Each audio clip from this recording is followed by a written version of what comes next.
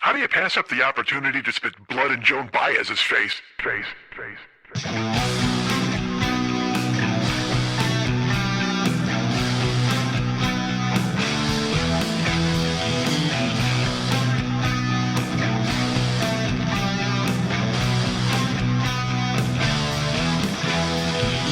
I've read Mark Twain. I've read Huckleberry Finn. I think I earned the right to go on the internet and see a guy get a chainsaw in the face. Dude, my dad was drunk and my mom was dealing with it. Guess what? I got raised by Cookie Monster. My cock looks like it's been in a hockey fleet. Time my stupidity. It's at the speed of goddamn light. I got a multiple clocks. Hey, what's happening, Mike Schmidt, 40-year-old boy podcast. I am doing a podcast. How are you? I'm fine, thank you. I'm here at a table by a desk recording. That seems weird. Hold on a second. Why would I say that? I'm at a desk. I'm not at a table by a desk. Why? Who would have a table by a desk? Let's break that down for just a second. Why the fuck that didn't even enter my brain? I only have several tables in the house. I have 2 desks, and they're not next to one another. That would just, you know what? Actually, let me correct myself. I have nothing but tables and desks. That's all I have in my house. My house is just a plethora of flat surfaces for you to lay things on, including yourself. If you came over and you wanted to go ahead and grab a nap, feel free to lay on a hard, flat surface. Oh, isn't that always the best place to sleep? I know I've done that before. Here's one thing I did a long time ago. When I got kicked out of a house, when I was with my mom, my family, I got kicked out of my house one night and I had to go sleep somewhere. It's a long story. Did I ever tell this story? I must have told this story. Look at me jumping into a story right away. It's not really a story, more of an anecdote, and less of an anecdote than more of a sentence. Although it'd be longer than a sentence, I suppose. Hi. By the way, this is part of the new normal, me recording on Thursday. I'm trying, whatever the fuck. You're tired of hearing me explain it. So the point is I'm recording today on a Thursday. Next week, we'll hopefully record on a different day. But now you're getting this on a Thursday afternoon. So instead of a Thursday evening. So there's like a 12-hour shift in the time that you normally get the show. Normally, it's just there waiting for you at 3 or 4 in the morning. And now you'll get it at 3 or 4 o'clock in the afternoon. And then you'll have it for your Friday workday. Look at that. Or you can take it on your weekend. Or you take it up to camping. Are you going camping? Are you going to Cabin Fever? Are you going to go somewhere where Freddie lives? Or no, Freddie doesn't live in a cabin. Jason lives in a cabin. Well, he doesn't live in a cabin. What if Jason had a cabin? See, then it'd be easier to find him. That dude's just fucking hiding in the goddamn woods. I never thought about this. Now that I'm going to go ahead and really put the screws to the Friday the 13th myth.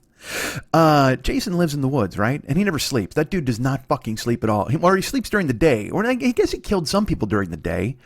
He didn't have a cabin. He slept in the woods. He never showered. Jason's got a reek, right? That's just, I think if you see Jason or you have any sort of interaction with him, you hope he puts a machete into your fucking face, at least into your nose, because that dude's got to smell like 14 goddamn miles of dead body road. Holy fuck, Jason, take a shower. Get out of that goddamn army jacket. And he's covered in guts and blood. Yeah, you know, I'm not going to enjoy those movies that much anymore now that I think about the fact that they must fucking smell awful. And those campgrounds must smell awful. If you're up there, he's killed millions of people in those fucking campgrounds. And if you're like, hey, let's go to Camp Crystal Lake because it's a joke, haha, that guy's here and he might be killing people. And then you find out, of course, it's real. That's always the thing is, too, people are like, aha, the myth of Jason, and they tell the story around the campfire. And then later on, of course, Jason shows up and he puts a pneumatic drill in their fucking eye socket. And everybody's like, aha, I told you at the campfire that he existed. And all the people in town are like, we told you not to fucking go there. There's always the crazy person at the goddamn local store who's like, you don't want to go to Camp Crystal Lake. There's a Jason. I don't know if he did it like that. Are you more likely to listen to a guy who does it like that? If a guy, let me ask you this. All right, here's the thing. Say you're at a cabin in the woods, or you're heading to a cabin in the woods, and you stop at a grocery store to load up on Fritos and s'mores and whatever the fuck. And you look at the person behind the counter, and they're like, where are you going? And you're like, Camp Crystal Lake. And they're like, dude, I'll fucking go to Camp Crystal Lake. And you're like, why not? We heard it's awesome. And he's like, dude, it's scary. There's a Jason up there. He fucking kills people. And you're like, what's a Jason? You're like, you don't even know what a fucking Jason is? It's a big fucking linebacker in a goddamn army coat, and he's got a fucking hockey mask on, and he carries any number of knives. Like, literally, he's like the Joker. He's got 8 billion fucking knives, but not a purple suit. He's wearing a goddamn army jacket with a fucking hockey mask, and he's gonna fuck you up with switchblades and whatever the fuck else he finds. And you know, he doesn't even need knives. He's fucking huge. He's gigantic. He's like cane holder size, and he's gonna pull out a log and smash you in the fucking head, and or he's gonna hang you on a hook, or he's gonna throw you in a tree. He's gonna pick you up by the ankles and beat you off a couple of stumps, whatever. And he's going to hold you, even if it's relatively painless. Even if he just grabs you and he holds you underwater, you're still gonna die because he's big and you can't wrestle yourself away from him. And in your head, you're just like, dude, I just want a potato salad to bring up to my fucking camping trip at Camp Crystal Lake. Could you just go ahead and put the potato salad in the bag? Now, are you more likely to listen to that cat who gives you that long speech about getting smashed on tree stumps. Or if there's a spooky guy behind the counter and you come up and you're like, hey, can I go ahead and get some unpopped popcorn? Because we're going to make some popcorn up at Camp Crystal Lake. And he goes, you don't want to go to Camp Crystal Lake. There's a Jason. Now, do you listen to that guy? Or do you even, because I'll tell you what, the first guy, when he said, look, you don't want to go there, there's a Jason there. You were instinctually, you thought to ask, well, what's a Jason? And then he tells you. But if this guy goes, there's a Jason, aren't you just getting the fuck out of there? You're not even talking to that guy one more. You're not even buying the popcorn at that point. You're like, you know what? We don't need any supplies for Camp Crystal Lake because this weird fucking fake Dracula dude behind the counter just put his hands. And by the way, you didn't even see this because you can't see. I forgot it's a podcast. I have my hands in the air like I'm casting a spell. A Jason. And if he did that to you, you'd just be like, well, let's get the fuck out of here before the count starts going to 9 and we got to sit here and wait for the thunder and lightning, for fuck's sake. Hold on. Ooh, that was weird. I inhaled and exhaled at the same time. Can you do that? I got to learn to breathe through my eyes for this fucking show. I'm sitting here talking at a goddamn light speed, and then the next thing you know, I'm fucking coughing up a lung. I'm making noises that I shouldn't make. Hi. All right, so which one of those guys are you more likely to listen to? First of all, are you even likely to go camping at Crystal Lake? Who wants to go camping? Jesus fuck. Hey, let's go sleep in the dirt. Let's go try to build a fire like after the apocalypse. That's all it is. Camping is just apocalyptic training. That's all it is, because we all know the end is coming. Everything's happening. The water wars will be upon us soon. I don't even think there's going to be zombies. It's just going to be fucking like bikers and dumb shit like that. All these dudes are like Tom Savini and death metal are going to be driving around in fucking denim vests on their motorcycles trying to find people and drag them. And I don't want to get dragged by Tom Savini clones. I don't want to have that happen to me, man. That just sounds like fucking not fun at all.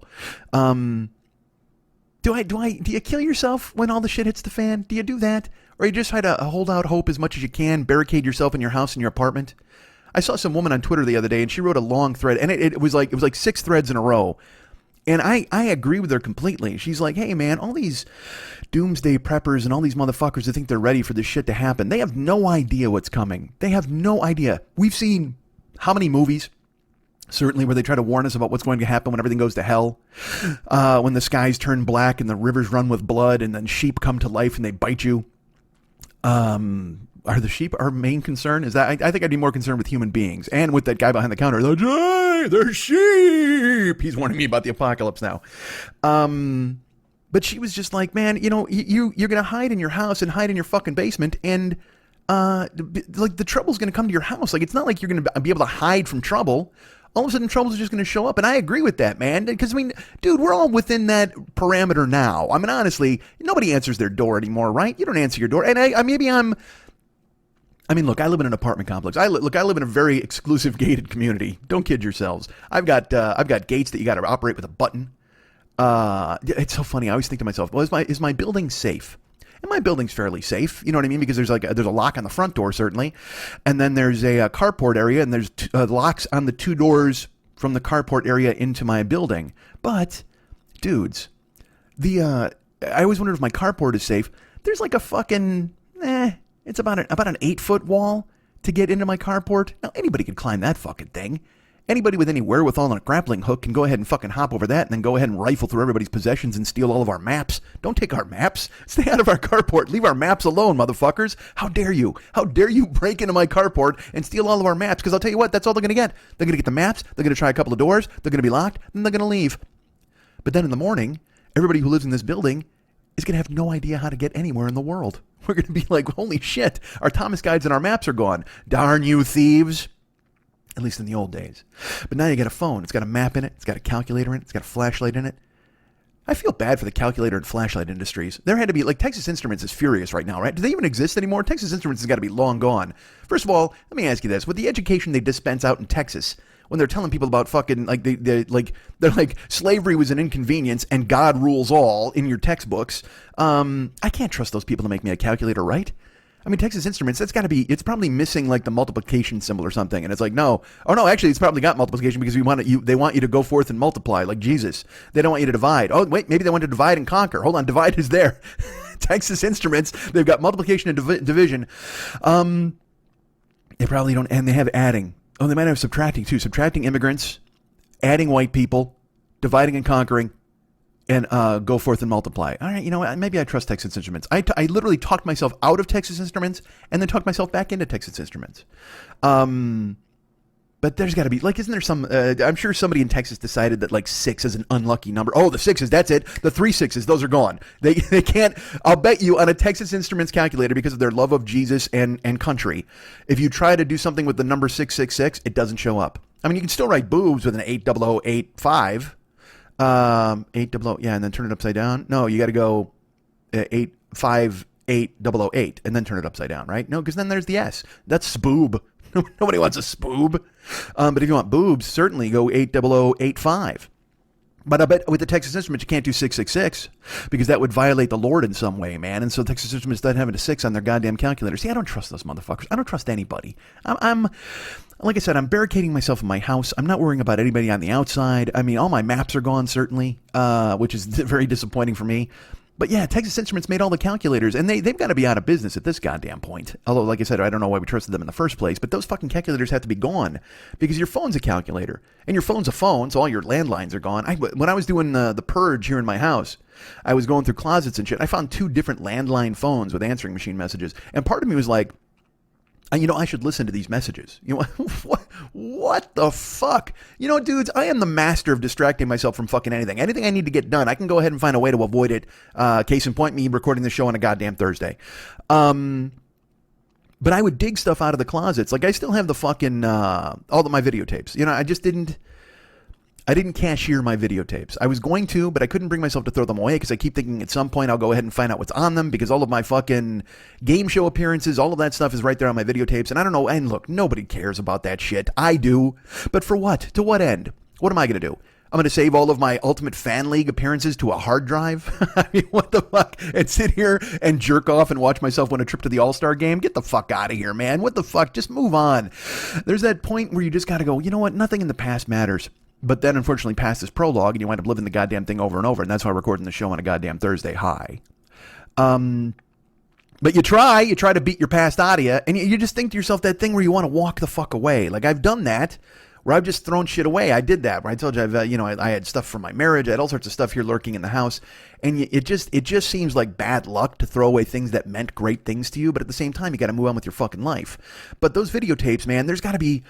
It's a treasure trove. There's so many good things on there. And there's, by the way, there's also so many things that don't fucking matter at all. Like I said, what am I going to find? Some old copy of the Goonies? What the fuck, man? And that's a lie. You know what? That's even a lie. That's the first thing that popped into my goddamn head, but I'll never find a copy of the Goonies because A, I've never seen the Goonies.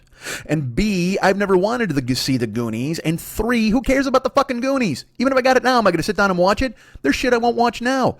I'm supposed to be watching Daredevil and all sorts of shit. I got to watch Apocalypse Now for some fucking homework. I got all sorts of stuff that's on my fucking plate. So am I going to really watch the Goonies at some point? No, the Goonies are dead to me. I don't want to see Short Round and Chunk and whoever the fuck. I don't need to do a truffle shuffle to anybody. And that's right. See, there you go. I know the Goonies. I've never seen the Goonies, but I know all I need to know about the Goonies. Short Round, Truffle Shuffle, Chunk. That's it. The end. What else do I need to know about the fucking Goonies?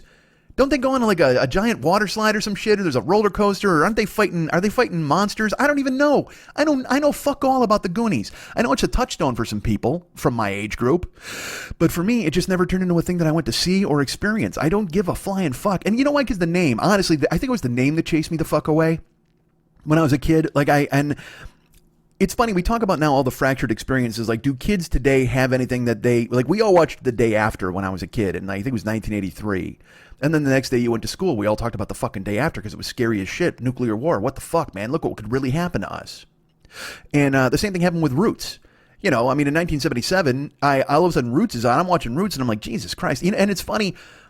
That stuff stays with you, man. I mean, I've talked before about Sesame Street and shit like that. That's your formative years. But I watched Roots when I was a kid. I can still remember, like, literally vividly, I can see the scene in my head where they break LeVar Burton. Where they break Kunta Kinte and he says his name is Toby. They whip him until he says his name is Toby. It is so powerful and fucking brutal. And even as a 10-year-old or whatever the fuck I was like, oh, I cried. I remember how fucking horrible it was and thinking, Jesus, because again, It's an amazing miniseries, and it's an amazing introduction for a lot of us into what fucking people went through. You know what I mean? Like I said, fuck, I just talked about the textbooks in Texas. They're just like, hey, man, there was a civil war and some stuff happened, and now we're here today. And they don't want to give you any fucking history lesson about the terrible shit that people have done through the goddamn war years. But I remember that scene, and it fucking broke me, man. And you know what else scene I remember now? I remember old person Sandy Duncan running into old person, I believe it's Leslie Uggams. And when they were kids, it was Kizzy. That was Leslie Uggams' name. Her name was Kizzy. And she was Sandy Duncan's friend when they were small, before she lost her eye and became Peter Pan. And there was a black person and a white person. Now Kizzy was certainly her slave or whatever the fuck and worked for her. But then they wound up together. As young people, they didn't see color, they didn't see race, they didn't see slavery. But then, if I remember right, something happens and Sandy Duncan betrays Kizzy or lets her get sold, or they sell her baby. I don't know what the fuck it was. Something horrific. Something really terrible happened. And then Kizzy gets sold off the farm, whatever the fuck, and then Sandy Duncan goes off, like I said, on Broadway, and then she comes back as she's old and she's down in the fucking plantation world, and Kizzy has to get her a glass of water. And Sandy Duncan doesn't recognize Kizzy, but Kizzy recognizes Sandy Duncan. I don't know why Leslie Uggams is Kizzy. She's Leslie Uggams. Sandy Duncan is Sandy, because I don't remember Sandy Duncan's character's name. Whitey McWhite, perhaps it's that. I don't know. She could be that. White Crony White Mite. So she shows up in like a covered wagon or some bullshit, and she's like, "Here, you slave, get me some water." And Kizzy, recognizing Sandy Duncan, but, wanting to throttle the fuck out of her because earlier they sold her baby or whatever the fuck happened on the goddamn farm or the plantation. She goes, "All right, man, I'll get you some water. No problem." She walks over and she gets water out of the well. And then I'll never forget it. She goes, and she spits in the water. And then Sandy Duncan drinks the spitty water. And so Leslie Uggams gets a small, tiny, minuscule fraction of revenge against our friend Kizzy. And look, I got to be honest with you. If you were a slave, you had to spit in all the food, right? Didn't you spit in all the food? We always talk today, like nobody wants to send their food back because they're all worried about it. And because you know why? First of all, people aren't animals. Let's talk about that. I'm sure the slaves didn't spit in food, but it would be even if they did, it's a small fucking revenge. But like now, when people are like, I can't send my food back because the chef will fucking stick his finger in it or whatever the fuck. I don't want him dangling my balls in his soup or his balls in my soup. You know what? Actually, bullshit. I'm going to send this dish back and he's going to call me back there. I'm going to dangle my balls in his soup. Take that, chef. That's your punishment for giving me soup that I didn't enjoy. You get ball soup from me, baby. And by the way, I've worked in kitchens. Nobody does that shit. Nobody does that shit at all. And then I know you're going to all send me clips from online where you're like, "Oh, really? Well, look at this." And some guy's licking a fucking banana. And I'm like, oh, well, by the way, I don't even know what restaurant is serving bananas. But I want to go to that restaurant. Ball soup and bananas. Holy fuck, does that sound like something I want to go ahead and indulge in? Absolutely. You know what? Let me get myself a big bowl of ball soup and bananas. Holy fuck. What restaurant serves bananas? It's funny when you go to buffets in Vegas or wherever the fuck, like Old Country Buffet. That's the laziest part of the buffet. They'll have like a tray of pudding and a tray of fucking eggs and whatever the fuck and weird hash browns. But then there's always that fruit plate. And it's like 17 apples, 4 bunches of bananas, a whole fuck ton of grapes. That's literally just, if you're working there, you got to be like the king. If you're the guy who stacks the fruit, everybody else is cooking, they're slaving away, they're making powdered eggs and bullshit for everybody to eat over there. And you're like, you know what, man? I got the grapes. I'm on grape duty. Stand aside, ladies and gentlemen. I've got both kinds, green and purple. Look at me handling the fucking grape business. I'm a fucking king. I'm the fruit king of this buffet. Step aside. I got 8,000 bunches of bananas I'm going to throw out there. And yes, all of them are green. That's the worst, when they don't even fucking ripen the bananas. They just throw fucking, because again, buffets are for animals. I think we all know that, right? Old Country Buffet and any of the buffets in Vegas. I went to a buffet in Vegas one time, or no, what was it? Mesquite. Did I talk about this on here before? I was in Mesquite, fucking Nevada. I was doing a show with my brother. That was a fucking nightmare. I've told this story. Well, I told the story live on stage, I believe. Was it that trip? I think it was that trip. And we went to a buffet once, and they I did tell the story. Lenny was like fucking shitty to the server. Whatever. I had to fucking pay for the buffet. Long story. Anyway, that means nothing. I'm not even going to go into that part of it. But the part I'm going to go into is whenever you go to Vegas or you go to Mesquite or whatever the fuck in Nevada, they always get a buffet, and then they always have like crab legs or sushi. And I'm in my head, I'm just like, this is the fucking desert, man. I'm going to eat crab legs in the middle of the goddamn desert. And look, I recognize there are planes and trains and certainly automobiles that'll bring you some sort of shipment of seafood from the coast, but I just can't. And then in Mesquite, which is even more inland than Vegas. Vegas at least makes sense because everybody's like, oh man, Vegas is this fucking bright light city going to check my soul or set my soul on fire. Got a whole lot of money with and something to burn, and let's get those stakes up higher. I can't believe I can't pull the lyrics this fast. There's a lot of pretty women waiting out there. They're all living devil may care, and I'm just a devil with love to spare. So viva Las Vegas. What the fuck was I talking about? Elvis? No, he wasn't. I didn't talk about him. Oh, fucking crab legs. So, dudes, at this buffet in Vegas, they in Mesquite, they had crab legs that didn't even look like. I didn't. There's no way that they're a crab. They were mutant crabs. There's no way. It looked like. It looked. You ever? All right. You know what sausage is? Of course. What a dumb question that is. I mean, links of sausage. Like when they're on a. You ever see a link chain of sausages? I'm trying to describe this. You know what sausage links are, of course. But did you know that they often come together? Like if you've ever read a children's book where a dog steals hot dogs from a butcher shop. You ever see that? And he runs away, and he's basically got 2 hot dogs in his mouth, and then it's trailing all of these links of hot dogs because they're all tied together by fucking pig intestine. Because that's all fucking sausage and hot dogs are. It's literally they went, hey, let's grind up the rest of the pig and then stuff him in his fucking intestines because we are monsters. Who thought of that? Who the fuck just, because again, you can kill a wild boar as a caveman and then slice him up and cook him on a fire and eat him. Who the fuck out there went, you know what? I fucking hated this pig. I'm going to fuck him up even further after smashing his skull in. Let's figure out more creative ways to fuck with this pig, even after death.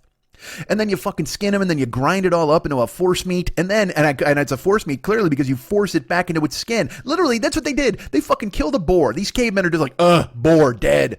And this guy's like, man, it took fucking forever to catch this goddamn boar. And he's like, yeah, man, they should know better. If we hit him on the fucking head, he should just die. This guy made us work for fucking hours. So they were fucking furious at this boar. So these fucking Oog and Og, these cavemen are just like, fuck, man, what are we going to do to this pig? We got to punish him. Well, what if we just eat him? We cook him and eat him. Nah, fuck that.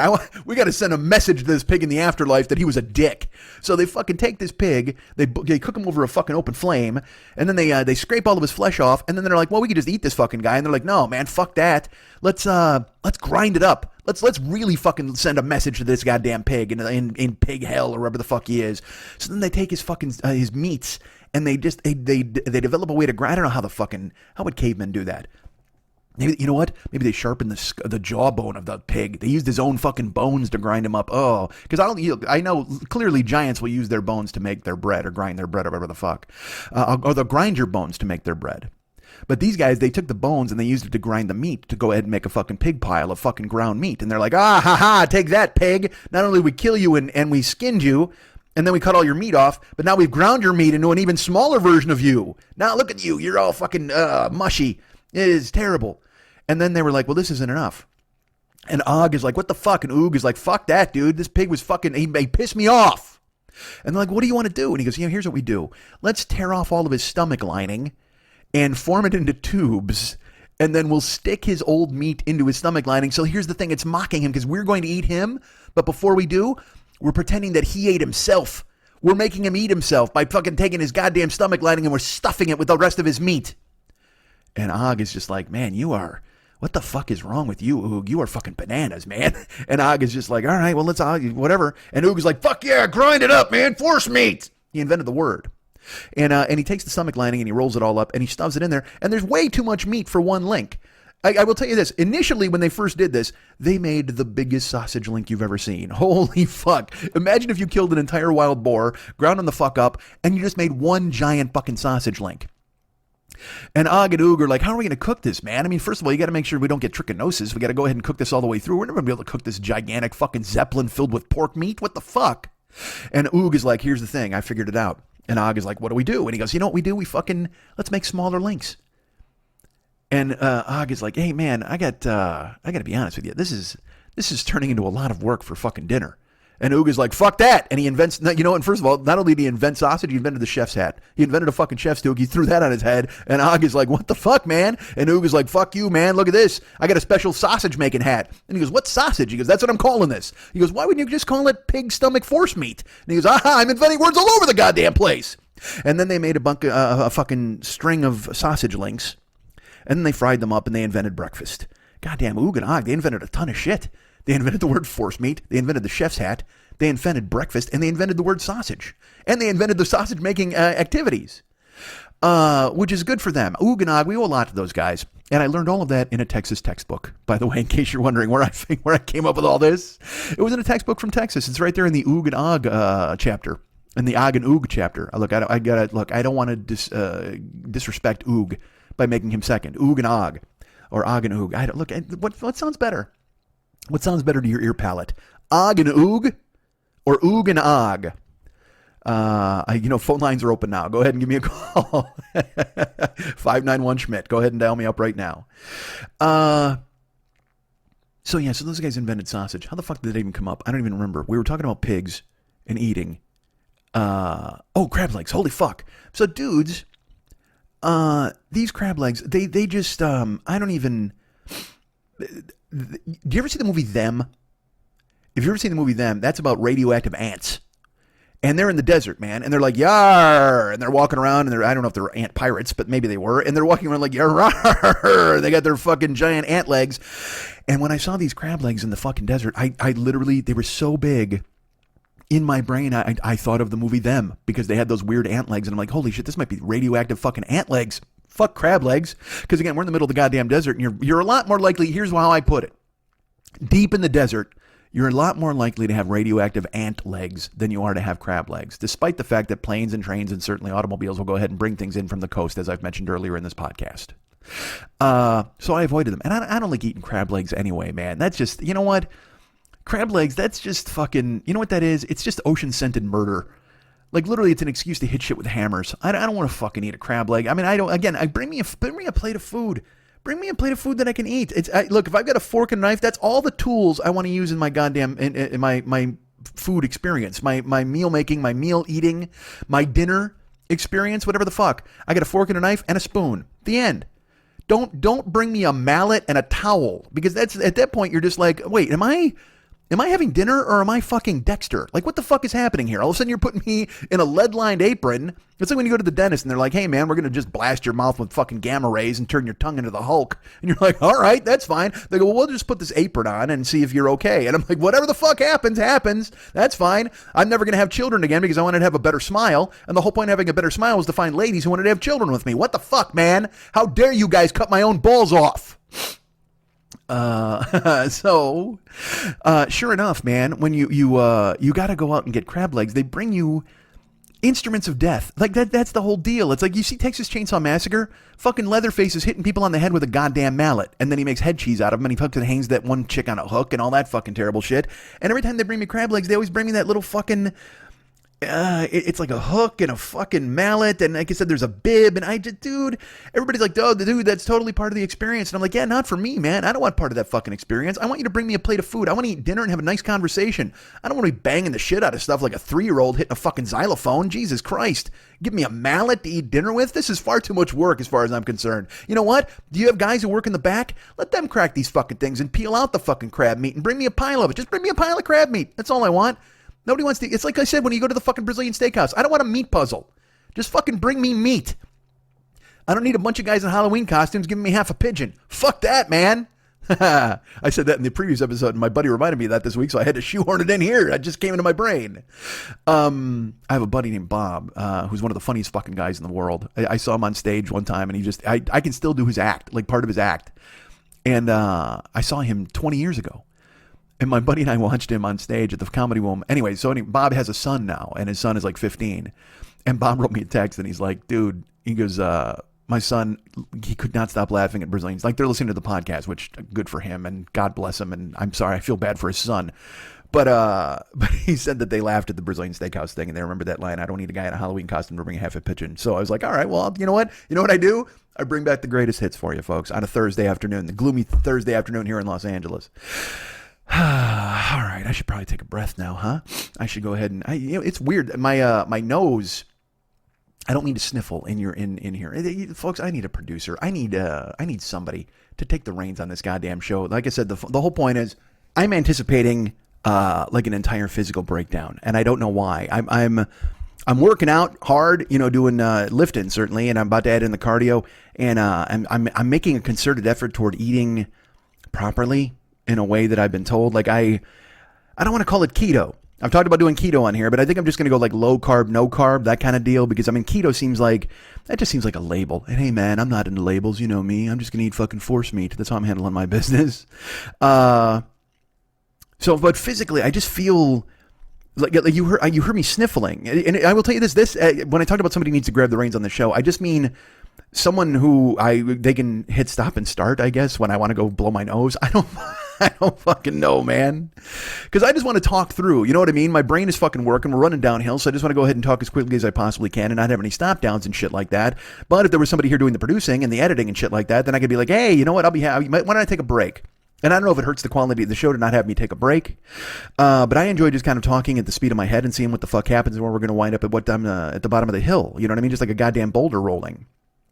But at the same time, I don't know if that's an enjoyable experience for you, but it's been this way for 11 fucking years. What the fuck? Who am I kidding? Actually, I used to have a producer here who would fairly enjoy what I was talking about, and then she would go ahead and do all the chop on the fucking show. But the weird thing is, like I said, now as I wind up talking to you guys, like my nose is starting to get full up, and I don't even know. Like I probably shouldn't be commenting in the moment about this sort of stuff because you're probably noticing it anyway. And now I'm just going to make you notice it even more. Hey, Mike's sniffling a lot during the goddamn show. And I don't mean to be that person. I certainly don't want to go ahead and draw any sort of attention to a flaw. We call that a draw flaw. Nobody wants to do a draw flaw. And get you guys thinking about, and maybe we do this. As you do with any other flaw in any other production, let's make it a drinking game. How about that? Why don't you guys go ahead and just fucking bust out a bottle of Old Granddad or whatever the fuck, and an Old Panther. Go ahead and have some of that fucking sarsaparilla, whatever you guys are quaffing down. And every time I sniffle, every time you hear me fucking have to sniffle, so my nose doesn't run all over this fucking microphone, take a shot. And we'll see just how fucking loaded you are by the time the show ends. Which means I should actually curb the shows a little bit. I don't want to kill anybody out there. Jesus fucking Christ. Now that I think about it, this show usually goes like an hour and a half, 2 hours. So I should probably fucking go ahead and throttle that down because otherwise people are going to fucking die. People are knocking themselves down, drinking rubbing alcohol every time I fucking sniffle. That's going to be bad news, and I'm going to lose my audience. I can't afford to lose you guys. I've already lost a bunch of you by putting out the show fucking 12 hours late on a goddamn Saturday or Thursday. Saturday? What the fuck? Why did my brain tell me that? See, this is what happens. Again, when you're just talking, you're not thinking. That's what fucking happens. Sometimes Saturday leaps into your brain, especially Saturday in the park. And every day is the 4th of July. Does anybody really know what time it is? Does anybody really care, quite frankly, about time? I'm going to color your world with all sorts of Chicago lyrics. How about we do that? All of my world... that guy as time roll on. That's Robert Lamb, right? Isn't he the deep voice guy? I don't know. This is only the beginning of my Chicago exploration. All right, so oh Jesus Christ, stop. That's what this show needs is a fucking horn section. You talk about me sniffling and making you fucking upset. What if I had a fucking timpani and a fucking brass band going in and kicking it in? That's fun. If I had it's like Todd does that when Todd does his show. And he's got that fucking band he can just throw it to. That's a brilliant idea. I need a goddamn band. I need a one-man band. Max is too far away for me to go ahead and point at him and have him fucking play a clarinet. But maybe he does. Maybe he busts out a fucking clarinet. That'd be fucking sweet. I need a clarinetist. I need a flautist here. I need flautas here. Oh, dude, I would choke down some Mexican food right now. I'm so hungry. But as I've mentioned before, low carbs, can't have the flautas. Unless they're wrapped in cabbage leaves, deep-fried cabbage leaves. You want to deep-fry some cabbage for me? Because you can't deep-fry a tortilla and have me choke it down because, again, low carbs, friends. And I'm wondering if that's what's contributing to the nose thing, even though, look, I've only been doing it for like 3 days. So I can't even say I got the keto flu or whatever the fuck. Because I've been hearing about that. Everybody's like, you're going to get the keto flu, dude. You're going to get fucking waylaid. You're going to be laid out. It's going to be terrible. Your whole body's going to be in ketosis. And I don't know. I don't know if I'm ready to have a supervillain. You know what I mean? I don't know. I don't want to have a nemesis because that's what it sounds like, right? Beware ketosis. That's the same guy at the cabin up in the fucking woods. Jason, be careful of ketosis. Look at me, folks. You know, this whole show should function as my my voiceover reel, shouldn't it? Should I just send this out to fucking people? Listen to me do Scary Guy at the fucking cabin, and listen to me Ketosis Jones. How about him? Oh my God, Ketosis Jones would be terrible. He puts his hands on you, you get the flu instantly. He's a good villain. Ketosis Jones actually sounds like, you know what? He was in the ABA. He played for the St. Louis Spirits of the ABA. I don't know if you know this. They battled the Kentucky Colonels in the final in 1974. Dan Issel dunked on Ketosis Jones. Let's talk about the ABA. What do you say? We reminisce about the red, white, and blue basketball. What do you say? Dr. J at the New Jersey Nets. Oh, it's perfect. Artis Gilmore out there. He was a Kentucky Colonel. Okay, nobody cares. What if I did? What if I just did that? What if the rest of the show was just a tribute to the ABA? Marvin Barnes and the Spirits of St. Louis, and I just fucking did that for you. Like Bob Costas, some fucking retrospective about some shit that I grew up with that you have no idea what the fuck it was. Oh, I'll tell you what. You remember in 1974 when the Oakland A's won the World Series? No, none of us do. Not a single one of us. You were 7 years old. You shouldn't even remember that, for fuck's sake. You should be still thinking about Grover and whatever the fuck. But too bad, man. I was buried in those Oakland A's and those uniforms, that green and gold. Even as a child, it appealed to me. And that's what led me to the siren song of the Oakland A's. I loved them. I loved the Golden State Warriors. Look, Oakland was, I figured, Chicago and Oakland were like my favorite cities, even as a child. And then, of course, I found out about Mike Schmidt with the Phillies in 1975. And I'm like, oh, hold on, I'm a Phillies fan. But I still love the uniforms of the Oakland A's. Oh, I'll tell you what, I'm going to share this secret for you. I don't know if I've even told you guys this. I have to tell you this. I don't know if I've even shared this on a show. You know, in the NFL, I'm a Chicago Bears fan. And the Chicago Bears' greatest rival is supposed to be the Green Bay Packers, right? And, I've been at loggerheads with the Packers over the past few years, and I had some fun with that rivalry over the past 10 years or so, going to a few of the games and having a good time. When the Bears won a couple of the games that I was in attendance at. However, there were other games that they were down like 40-0 at the half, which was fucking bananas and terrible. And there were drunk people at Lambeau Field, and you guys know all that. Go ahead and listen to year fucking 9 and 10 and fucking 7. But I did have fun at those games, but I will also tell you this. Here's a secret. I know I'm supposed to hate the Green Bay Packers. The hated Green Bay Packers. There are several teams in the NFL I hate more than the Green Bay Packers. Yeah, that's right. Because I can't. I love the Packers uniforms. I just think they're so clean and perfect. Even as a kid, when I saw the green jersey, I was just like, this is fucking beautiful. Even the white, the road whites. Because the helmet with the road white, it's just a clean look. I like any clean, and also I like funky looks too. Like the Bears this year are having these weird throwbacks with a bunch of stripes, and goddamn do I love them. I think they are just fucking badass looking. Crazy stripy socks and stripy helmet. I'm all for it. Where's stripy bullshit? Just do that. Just do something fucking bananas. You know what I really want? I want the Bears to do a throwback to the fucking 1960s jerseys, where it was just a white C with white numbers on the jersey. God, now that to me, that is a seriously clean look. That looks fucking awesome. So eventually, maybe they'll throw back to those, the Gale Sayers C's, the white, just the white C without the orange trim or whatever the fuck. Well, actually, it's an orange. Now it's an orange C, right, with white trim or blue trim. I can't. Ignore me. I'm having a breakdown. But I couldn't hate the Packers because I love their uniforms. They're just green. It's like when I was a kid, I decided Oakland was all my second favorite teams, so I loved the Oakland A's. I loved the Oakland Raiders. I loved the Raiders. I loved the Golden State Warriors. I had the refrigerator magnet. I loved it. Oh my God. Isn't it weird how when you're a kid, like I said, from Roots, I can still see the scenes in Roots in my head I can still hear LeVar Burton's voice say, "My name is Toby." It was so fucking brutal, man. And I can still hear the sound when Leslie Uggam spit into Sandy Duncan's cup. It's just, isn't it strange how your mind works? And I can still see when I was a child. Like I'm so excited for Spider-Man because I love Mysterio. Because one of the first comic books I ever had was Spider-Man versus Mysterio. And that was it. He was green. I loved him. Even though he was the bad guy and I loved Spider-Man. I mean, I didn't know the concepts when I was a kid. I was just like, oh, there's Mysterio. He's in green. I love him too. Because you're a little kid. You don't know. You just see a fucking cool ass outfit. And you're like, yeah, man, I'm on board. And now the fucking Mysterio is finally being used. I'm so fucking excited. I cannot wait to see that movie at midnight, July 1st. Yes, I have tickets already. And by tickets, I mean ticket. Because I'm going by myself. Because I sent an email out to everybody. Hey, anybody else want to go to a midnight movie? And everybody else is like, we're old and have children. And I'm like, God damn it. And I don't mind going by myself. I mean, if anybody else was here in LA, if you guys want to come to town, you can go with me or something like that. I don't know why I'm throwing out this invite. The tickets have already been on sale. You can't go with me. You know what? You're out. You know what? Go ahead. You would try to stand up and go to this movie with me. I'm telling you right now to stand down. I'm going by myself, damn it. And I'm just going to giggle at Mysterio the whole time. Wee! Mysterio, I love him. What's funny is one of my earliest photographs, not my early, I didn't take it. Somebody took it of me. But there's a picture of me. It's got to be like 5-year-old me, I guess, on a fucking couch. And I have that Spider-Man Mysterio comic book because I kept it forever. Like I wouldn't let it go. I just loved it so much because then Mysterio's on the cover. And there's the fucking dome helmet. He just looked cool as shit. Loved it. Love green. I was always drawn to green. But I also can see when I was a child, I had, this is so weird. I had a Golden State Warriors refrigerator magnet. And it's the shape of the state of California, but it says Golden State Warriors and it has the jersey number on a basketball. Those old uniforms, like there's a reason why the Warriors lost this year. Fuck injuries and everything. It's because they bastardized the uniforms to put the town on there instead of the city. And then they wore these like newfangled uniforms too many times. You know what, dude?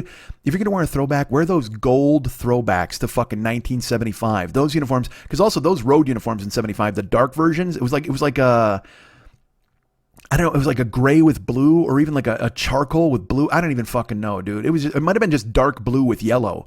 But again, because again, all the photographs from back then, you have no fucking idea. You just see Rick Barry throwing up granny free throws. You're like, I guess that's a black uniform maybe? I don't know. It's like the Bears.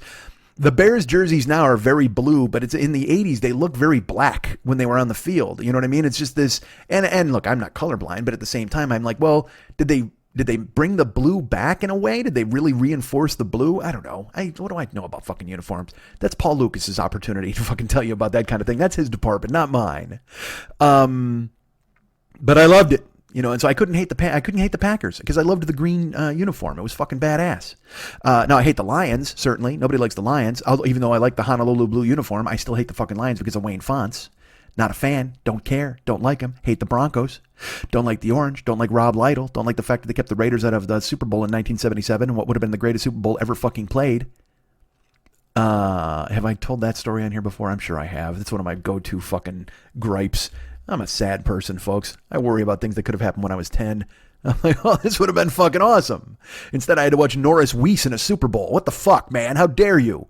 Fucking Orange Crush defense ruining everything. Referees, Rob Lytle, fumble, Jack Tatum. What the fuck? All right. What were we talking about? Something good. Something tells me I was into something good, but I don't know what that would be. Oh, man, old references. It's funny. Our buddy Murph, who's a listener to the show and a fine guy, he's in the Discord. If you don't know this, there's a Discord. If you don't know what Discord is, it's like a chat room for fans of this show or fans of the Twitch, whatever the fuck. Someone told me I should invent a Discord. I didn't invent Discord. I should create a Discord for people who listen to this show. So if you're interested in the Discord, let me know, and we'll put up the thing on the fan club page, whatever the fuck. You can get in there and talk to everybody. But Murph is in there, and every time he makes a joke, it's always some joke from the 80s or the 70s, some reference. And I bust his balls on it because I'm like, you and I are the only ones who know what this is, man. I mean, nobody else has any fucking clue what you're talking about when you write this. And then I realized, I'm like, every time I do it, I'm like, why are you busting his balls? Leave him the fuck alone. He wants to aim because I do the same goddamn thing on this show. I make stupid fucking references all the fucking time. I make references. I just did fucking a run of Chicago lyrics that's going to make everybody throw their iPod into the sea. Nobody wants to fucking listen to this. And yet here I am, still continuing to talk. Edric busting Murph's balls for making some reference to the Partridge Family. Because I will tell you this, that makes me laugh. Like I've been doing this thing with Pat on his Patreon for Eddie Money's show, the reality show called Real Money or whatever the fuck. And in the opening credits, Eddie Money's he's like, 3 of my kids are in the band. And it's like, I'll tell you what, we're like the dysfunctional Partridge Family. And in my brain, I'm like, nobody in the world knows who the Partridge Family is anymore, right? Several of them are dead. I think Susan Day is dead. Didn't she have breast cancer and die? Or at least I hope look, I'm not rooting for that. I hope she's alive. I hope she beat cancer and she's still with us. But I think we lost Susan Day. I think we lost any number of Chris's. I think we lost Tracy. I know Danny Bonaducci is still around. I work with that guy hand in fucking hand. I know that guy's, for some reason, he outlived the rest of them. Shirley Jones is gone. We've lost all of them. Reuben Kincaid has left this earth. The entire Partridge Family is dead. Yet Eddie Money uses it as a go-to reference to describe his family. And everybody's like, so, your family's like a bunch of dead guys? Like, I mean, nobody has any fucking clue what that is. It's my pet peeve when I hear anybody make some reference because you have to stay, and look, I don't want to say hip. You got to stay at least current. You know what I mean? And again, spoken like a guy who just did 47 fucking Chicago lyrics and told you how much he loves a refrigerator magnet from 1975. I get that. I'm a fool. I mentioned Rick Barry. Jesus fuck. But at the same fucking time, I still have my finger a little bit somewhere near the pulse of what's going on today. I mean, I can be on fleek, you crazy kids. I can talk about Amigos if that's what you want me to do, damn it.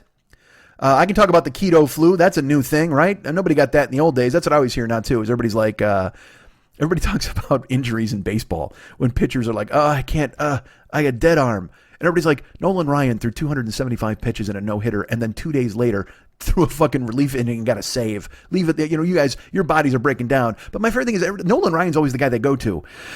There's a reason Nolan Ryan's in the Hall of Fame. There's a reason you're still talking about him 75 years later. Because that fucking guy was a weird alien animal who could do things that nobody else could fucking do. You want to impress me? Bring up like Larry Christensen or somebody like that. Somebody who had a fucking journeyman career and might have thrown 120 pitches. But don't bring up Nolan Ryan as a fucking talking point for you pitchers today. Nobody's like Nolan Ryan. Yeah, you're not. Because Nolan Ryan pitched till he was fucking 58 years old, still striking dudes out. He was a fucking machine. When he was like 70, he got into a fight with Robin Ventura on the mound, grabbed him in a headlock, and fucking kept punching him in the fucking head with his pitching hand. Oh, no, wait. No. I think he was throwing lefts. Was he throwing lefts? Actually, I watched it in a mirror. He could have been throwing rights. Who the fuck knows? Regardless, Nolan Ryan got the mound charged by fucking Robin Ventura's 80 years younger than him. And he comes charging out to the mound, and fucking Nolan Ryan just clamps in a fucking headlock and starts wailing on his head. Now, and my favorite thing is everybody's like, oh, Robin Ventura got his ass beat. This is the thing I hate, is when everybody talks about, like, one guy lands one punch and somebody got their ass beat. Not really. I mean, Robin Ventura wasn't really going out there to fight. He was kind of going out there to show his displeasure with getting thrown at by Nolan Ryan, a 105-year-old man with a 105-year-old fastball. 105-mile-an-hour fastball, I should say. You know what? Fuck that. It was a 105-year-old fastball because he's 105, so he's throwing a fucking 105-mile-an-hour fastball because fucking Nolan Ryan was an alien. He came from space. He was, literally, Nolan Ryan killed the first boar for Oog and Og. He killed it, let it lay there, and Oog and Og are like, all right, we'll take it from here, Nolan. And he went off and then he struck out 15 cavemen in a goddamn softball game. Jesus fuck. That dude was throwing 100 miles an hour BC. That's who he is. You can't compare these fucking new kids to him because nobody fucking knows what to do. You can't compare anybody to him. He's a fucking alien. Folks, I'm sorry. I got the keto flu. I got to slow down. I mean, I'm all fucked up from keto. Again, I'm not doing keto. I'm doing whatever the fuck, man. I just, the last 3 days, I went shopping. I actually went to the fucking grocery store. Can you believe that? That's right. 45-year-old man. Why did I just take 7 years off my age? 52-year-old man who went fucking shopping? 6 years. 51. I won't be 52 for a month. I'm going to cling to that last month. I don't give a fuck. I'm old. I'm the oldest man alive. And again, getting older every goddamn day. And aren't we all? Every minute, every second. I guess I'm not really saying anything there. We're all getting older every minute and every fucking second. But Jesus fuck. But then when you're trying to change behaviors that have lasted an entire life and shift into a new, I don't know, paradigm, make your life happen in a better way, whatever the fuck. Quit trying to improve yourselves, folks. I'm here to tell you it's over. If you're 51, that's who you are. You can't get any better. Your wheels are stuck in the mud, man. Bullshit. No, I'm trying to grab the reins and make it all fucking work. Case in point, like I said, I need a producer for this show, and yet here I am trying not to sniffle into the microphone so you guys have a great show. If I had a producer, they'd be hitting me on the knuckles with a fucking ruler because apparently I'm going to hire a fucking nun to go ahead and do it, I guess. Fuck. I don't even, I literally had I'm sorry, my brain went blank there for 1 second. Like it was, you know what I felt like? I felt like a robot shutting down just then. Because normally, as I said, I'm talking without thinking, so things are just flying. But I literally opened my mouth and nothing came out there for a second. Jesus, that might be a sign. Might be a sign here. I went shopping, folks. I went to 2 different grocery stores, and I'll tell you this: I'm not making recipes just yet. All right, I haven't moved into recipes, but I'm just gonna make meat with friends. That's all I'm making. The rest right now in the beginning, I'm just making meat with friends because I can't bring myself to go, well, here's the thing. I don't have the chef's hat. I'm not Og or whatever the fuck. I can't invent a force meat. I've got to throw something into a skillet and then eat it with a couple of friends. So I went shopping the other day, and rather than, like I said, I have a keto book that a listener of the show, the lovely Ann, sent me for Christmas. And people have sent me recipes. People have said, here's this and do this. Our friend Tresha is helping me out a lot with keto ideas. And I'm like, I'm trying to figure out what to do, and rather than make a whole fucking ragu, because this is the thing, I talked about the Instant Pot. Like I said, I made Kahlua pork in the Instant Pot. I'm like, all right, man, this is going to be fucking awesome. Well, the thing is, everything I make in the Instant Pot is for a family of 4. So I want to be eating this shit for 8 days. And that's just a lot of fucking pork in a row. A lot of the same flavor pork in a row. You know what I mean? Like, because you can't, in keto, again, I'm not fucking Roy Choi. I'm not able to make a goddamn extravaganza. I'm doing the best I can just by fucking making the effort to cook something and make myself stay alive. So sure enough, I get the Kahlua pork made, and I'm like, yeah, delicious. And I ate it the first day, and it was fucking awesome. It was so good. And then the second day, god damn, it was so good. I should tell you this, I split it in half. I froze half, and I put half in the fridge. And then I ate it the second day, and it was really good. And I ate it with some eggs on the third day, and it was delicious. And I made some eggs and bacon with it on the fourth day, and it was really good. And then I was just like, god damn, what am I doing? I'm eating a lot of goddamn pork. But there was nothing else in the house. And then people are suggesting to me, they're like, you know what you should do? You should make a few things, man. So then, like, one day you have pork, and then one day you have fish, and then one day I'm like, well, I don't eat often enough for that, man. And like yesterday, like I said, in this whole, and I know my trainer's gonna fucking yell at me when I tell him this, but I mean, it's just, I don't eat 3 meals a fucking day. I don't wake up and eat. I can't. I'm not. Whether it's an effort thing or a hunger thing, I wake up and I'm not like, God, I'm starving. I know you're supposed to break breakfast. That's the whole fucking deal. You're breaking the fast of the evening. But when you wake up in the fucking morning, the last thing you want to do is go, all right, I got to scratch my balls and make some fucking eggs. I mean, this isn't 1941. It just doesn't seem like that's the thing to goddamn do. But I guess I'm supposed to. All right, so I'm supposed to get up and make some eggs in the first thing in the morning. And before the gym, like John is telling me I should eat before I go work out. I'm like, dude, are you fucking kidding me? Do you want me to just fucking blow chow into the fucking the garbage can here? Because that's not going to fucking be good. Because I work out pretty fucking hard. And I worked out I'm in decent, no, I'm not even in decent shape. I'm in shape enough to where I'm not going to throw up if I work out. But at the same time, if I go in there with a fucking belly full of goddamn eggs and bacon and protein and then I go to fucking lift, because I don't want that. You know what I want to eat? I want to eat fruit and yogurt. And he's like, dude, you can't eat that stuff. And I'm like, it's light, it's good. And he's like, no, it's bad. It's got carbs and shit and sugar. And so it's this constant thing of like the keto thing is all protein and stuff like that. Except there's some stuff I can eat. Like here's what I did when I went shopping the other day. Fuck, I bought tomatoes. I bought avocados. I bought blueberries, and then I bought fucking meat. That's what I bought to have and I bought cauliflower. I bought like riced cauliflower. So a couple of days ago, I cooked. I said, all right, well, fuck this. I'm going to start cooking and not eating out. I mean, and trying to eat less, no carbs, whatever the fuck. So the other day, all right, so I say I bought meat. I bought steaks, multiple steaks. I bought like 3 steaks, and then I bought 4 pork chops. And then I bought, I was going to buy something different here's what I did. God damn, folks, I am so old. I'm such a fucking grandfather. I literally got the sale papers, like for the grocery stores, to see what they had on sale so I could go to different stores. And I went to 2 different stores to buy things because there were certain things that were on sale. Like there was like cans of tuna were on sale at a different store and not at the other. And I'm like, what a thrifty dick you are. What a fucking coupon clipping cock. What the fuck, man? 51 years. It's like, I mean, I've never been coupon averse. One of the things I used to love to do is get the Sunday papers, and Karen and I would go through and we'd clip coupons, and we'd go shopping, and I looked at it as a fucking challenge. It was like a video game. And then one day I went to Chicago, and I was with Mex, and we went out to the fucking grocery store, and they have that fucking, the thing they scan to say you're part of the club, and you can save 9 cents on a can of whatever the fuck. And so we got all these groceries and shit, and I bought a bunch of stuff specifically because it just like the Propel was on sale and all this stuff because I was going to be at his house for a few days. And I bought all this stuff and we get there and I'm like, hey, do you have your card? And he's like, I don't know what the fuck that is. I go, it's just put in your phone number, dude. And he's like, I don't do that. I'm like, dude, put in your phone number. You save like fucking $4. He's like, I don't need to save fucking $4. And I will tell you, I had 2 different reactions to that. One of me was like, I admired it. Because I was like, you know what? That's what a man does. A man doesn't need to save $4 on fucking groceries. Good for him. Fuck him. He doesn't need to have that fucking card. And then the other part of me was like, save $4 on the fucking groceries. What the fuck is the big deal? You punch in a phone number. Don't pretend like you're above everybody else in the goddamn world. But again, to him, maybe he is. That shit doesn't mean anything to him, and good for him. But for me, unfortunately, because I don't own a house, $4 is $4. And also, I had specifically, because I look at shopping, because Mex is just filling his cart with shit he needs. I'm like, you know what? I'm going to get all the stuff that I need, but I buy the best name brands, but I also try to look. I go, hey, well, you know, if the small Hellman's is better than the big Hellman's, then I'll get a small Hellman's because I'm only going to be here for a couple of days. Like, oh, it's just a fucking... Shopping to me is a fun exercise in brain work where you're like, all right, this works, but then this doesn't work, but then this goes with this, and I shouldn't do this.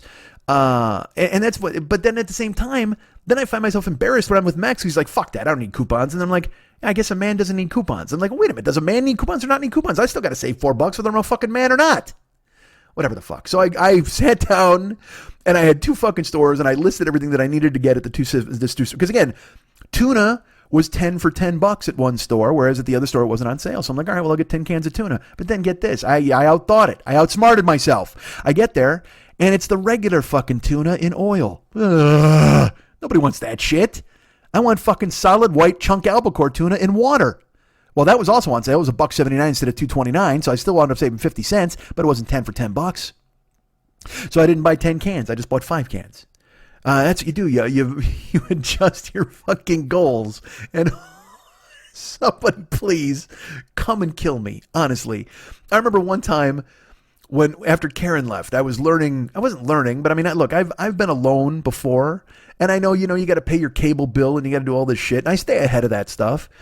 But I remember one day I was like, I even put it on Twitter, I think, or whatever the fuck, and I was just like, hey, I just did 2 loads of laundry, and then I just paid my health insurance, and I'm off to Target now to go and buy hangers. Could somebody come over here with Madden and a pizza before I wind up just aging out and dying a husk? Whatever the fuck I wrote. And I feel like that sometimes, as we all feel like that, because there's still in me the dude who wants to sit with mechs and just write a bunch of fucking decrees and make a bunch of UFC fighters come out and fight, or play Sega and put the Brown Eyes softball team in there and just fucking design their jerseys with David in the middle of the fucking night. That's totally fun. But then there's you gotta be real life. You gotta go to 2 stores and you gotta shop. Oh, you gotta fucking shop and you gotta buy the things that you need, and it's just a fucking mess, dude. It's so. I know it's growing up, and I know there's a child inside of me who doesn't want to grow up, but then there's the man inside of me who's like, step aside, son. I've got to go ahead and buy some fucking shit that makes sense. And I want to go to IKEA and buy something and build it, but I don't really want to. I mean, let's put it this way. I don't want to do that. Like I'm still taking showers with this fucking shower head, and I'm so this fucking shower head, dude. If I was a fucking man, I would just rip this thing out of the fucking wall and not even think twice. I'm still trying to be good because they went ahead and they changed it, and I'm trying to be a good tenant and whatever the fuck. But it's added like 5 or 6 minutes to my showers because it is just. Dude, you know what it is? It's like it's like whatever the fuck. You ever see those statues that just fucking piss? You know those fucking like it's like a angel boy baby, and he's just fucking holding his tiny dick, and he's shooting a stream in the air, and everybody's like, oh, how cute. Look at this fucking dude. What's it? Fucking cherub. A cherub. That's what it is. A fucking cherub statue, just like fucking launching a tiny piss stream in the air. That's what I shower with now. I just got like an angel boy baby just pissing in my face. That's my fucking shower now because it is so fucking weak. The stream is so weak. It is just, I think my shower head has prostate cancer. That's because it has the weakest stream I've ever seen. I'm just looking up and it's just pissing in my face and I fucking can't stand it. It's, you know what it seems like to me? I swear to God, and maybe this is me and I'm sure it's not you. Nobody thinks like this. Like I said, I'm sure, although you probably don't think of a baby pissing in your face as your shower as well, but also at the same fucking time, you know what it's like? And I swear this went through my head the other day. I'm in the shower. And I shave in the shower too. And I have a mirror in the shower to shave with and stuff. It's just a fucking, I love it. It's a great setup because again, hot steamy shower, you fill the fucking shower, the mirror with water so it doesn't steam up. You shave in the shower. It's fucking beautiful. But with this new fucking stream, it just doesn't generate enough fucking steam or enough heat. So I wind up having to fucking throw water in the mirror all the time to clean the steam off so I can shave. And it's just a ridiculous mess. And I've got shaving cream on my face. I've got shampoo in my hair. I got a razor in my hand, and this weak piss stream on the back of my neck. No steam at all. I used to set the fire alarm off in my fucking house. My smoke alarm. My smoke alarm used to go off because of how steamy it got from fucking showers. It was goddamn great. Now I've added 6 minutes to my showers with no pleasure. You know, if you told me with my old shower head, hey man, we need you to take 6 minutes longer showers, I'd be like, fucking fantastic. I'll stay in here till I prune the fuck up. You'll have to drag me out of here looking like a goddamn fucking a sponge. I'll be all fucking ground up, spongy and pruny and whatever the fuck. That's fine. But this shower, I bet I could take a fucking hour shower and not prune up. It's just so, the flow is so fucking weak. I wish this shower head had an asshole so I could stick my finger up and touch the prostate and get it to shoot harder on me, or what the fuck? Is that how it works? I don't know how. I didn't take a health class. Or actually I did. I took it in Texas. But fuck, man. I was in the shower with shaving cream on my face and I got shampoo in my hair and I'm constantly throwing water in the mirror so I can shave. And the thought I had, because I told you, I thought about like an angel boy baby, whatever the fuck, spitting on me or pissing on me. But I thought, you ever see any movie where guys go to prison? Like say Bad Boys, where Sean Penn is being brought in, and all of the guys in Gen Pop come to their cell doors and they're yelling and they're throwing toilet paper. Like, when fucking Turner and Hooch, when they fucking went to prison. Remember that? Oh no, Tango and Cash.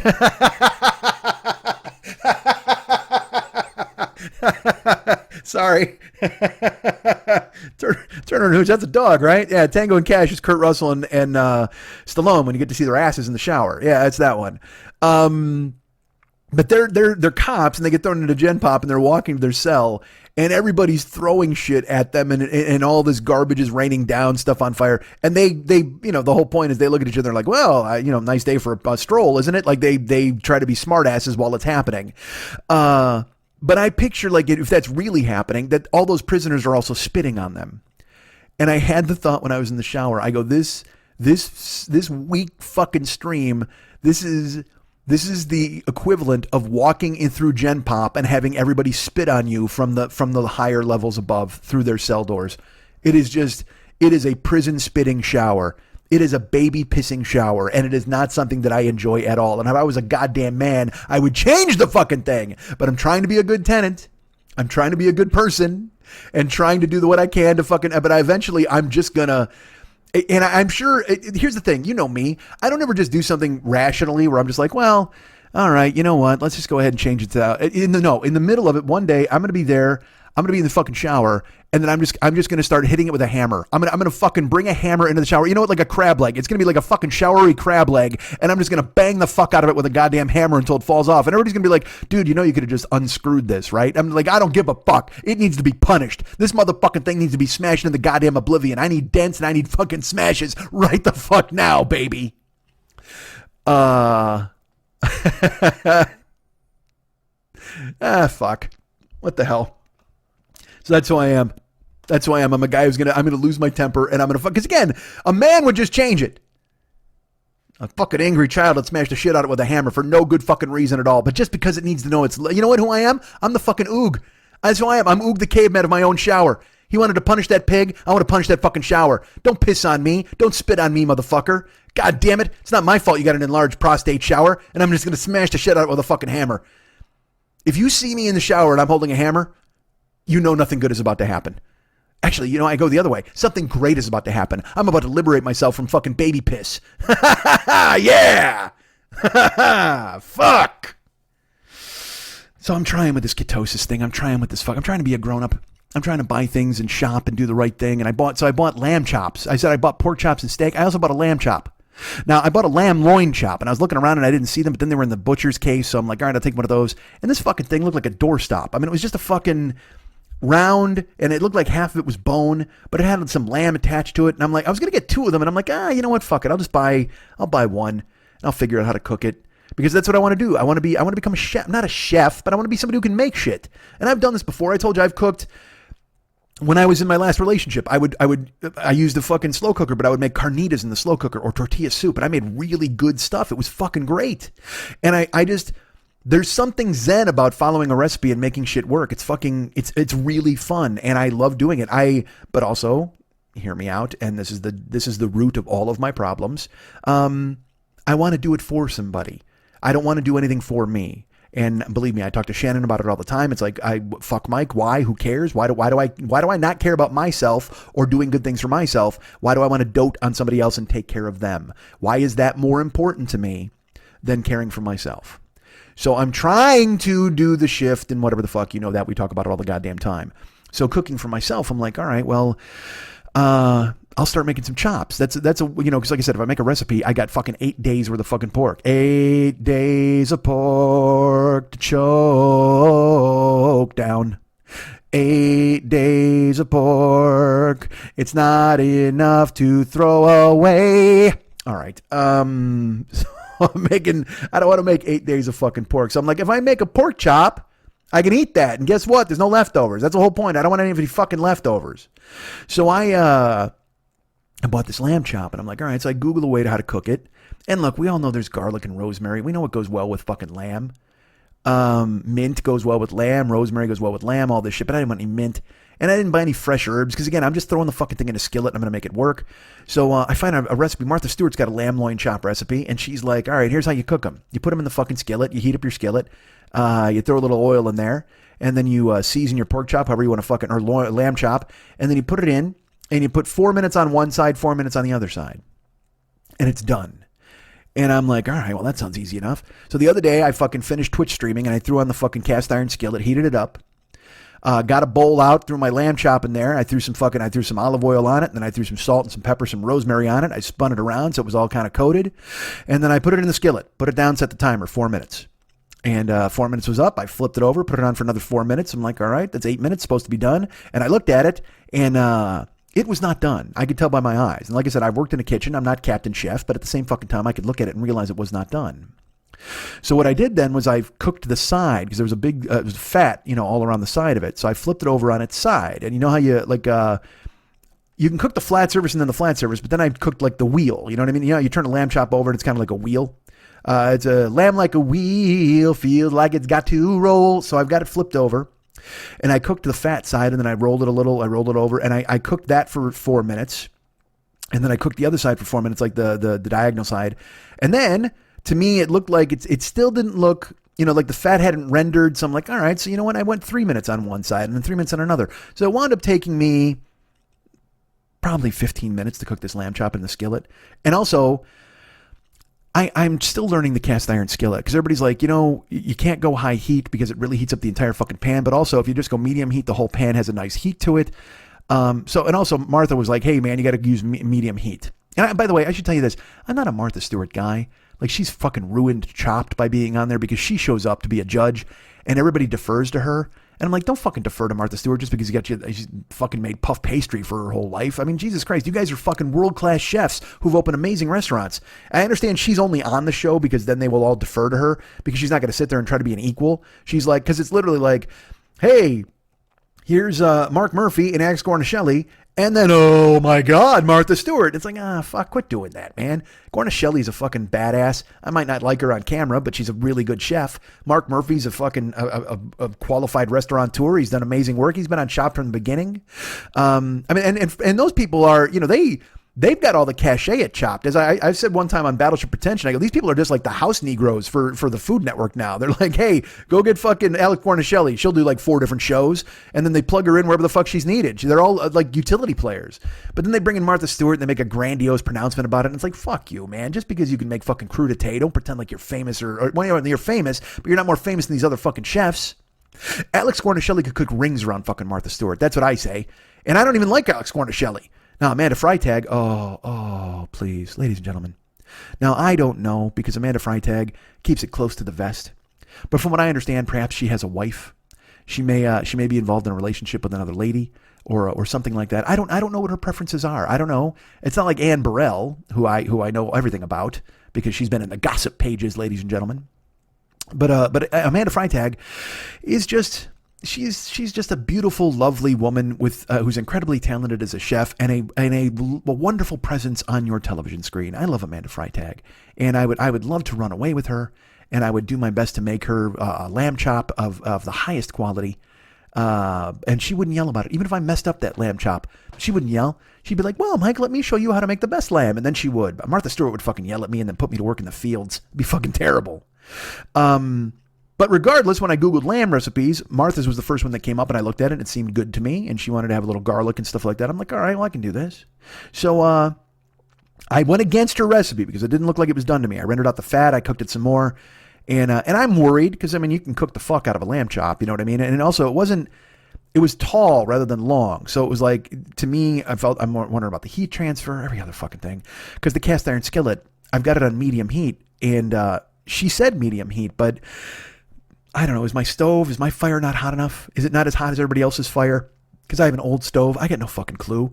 And cooking is essentially improv. You know what I mean? You're just winging it. You're hoping it works. You can't ever just follow a recipe and think that it'll be exactly right. You have to, if something's supposed to be done in 15 minutes and you look at it, doesn't look like it's done, don't just take it off and rely on the fact that it's done. You know what I mean? Take a look. I mean, In the past, I've had to kind of, cut open a steak in the middle and make sure it was done the right way because I don't trust the skillet on the stove. I mean, and grilling is one thing too when you're out there on the fucking grill. But now I got a meat thermometer. It's badass.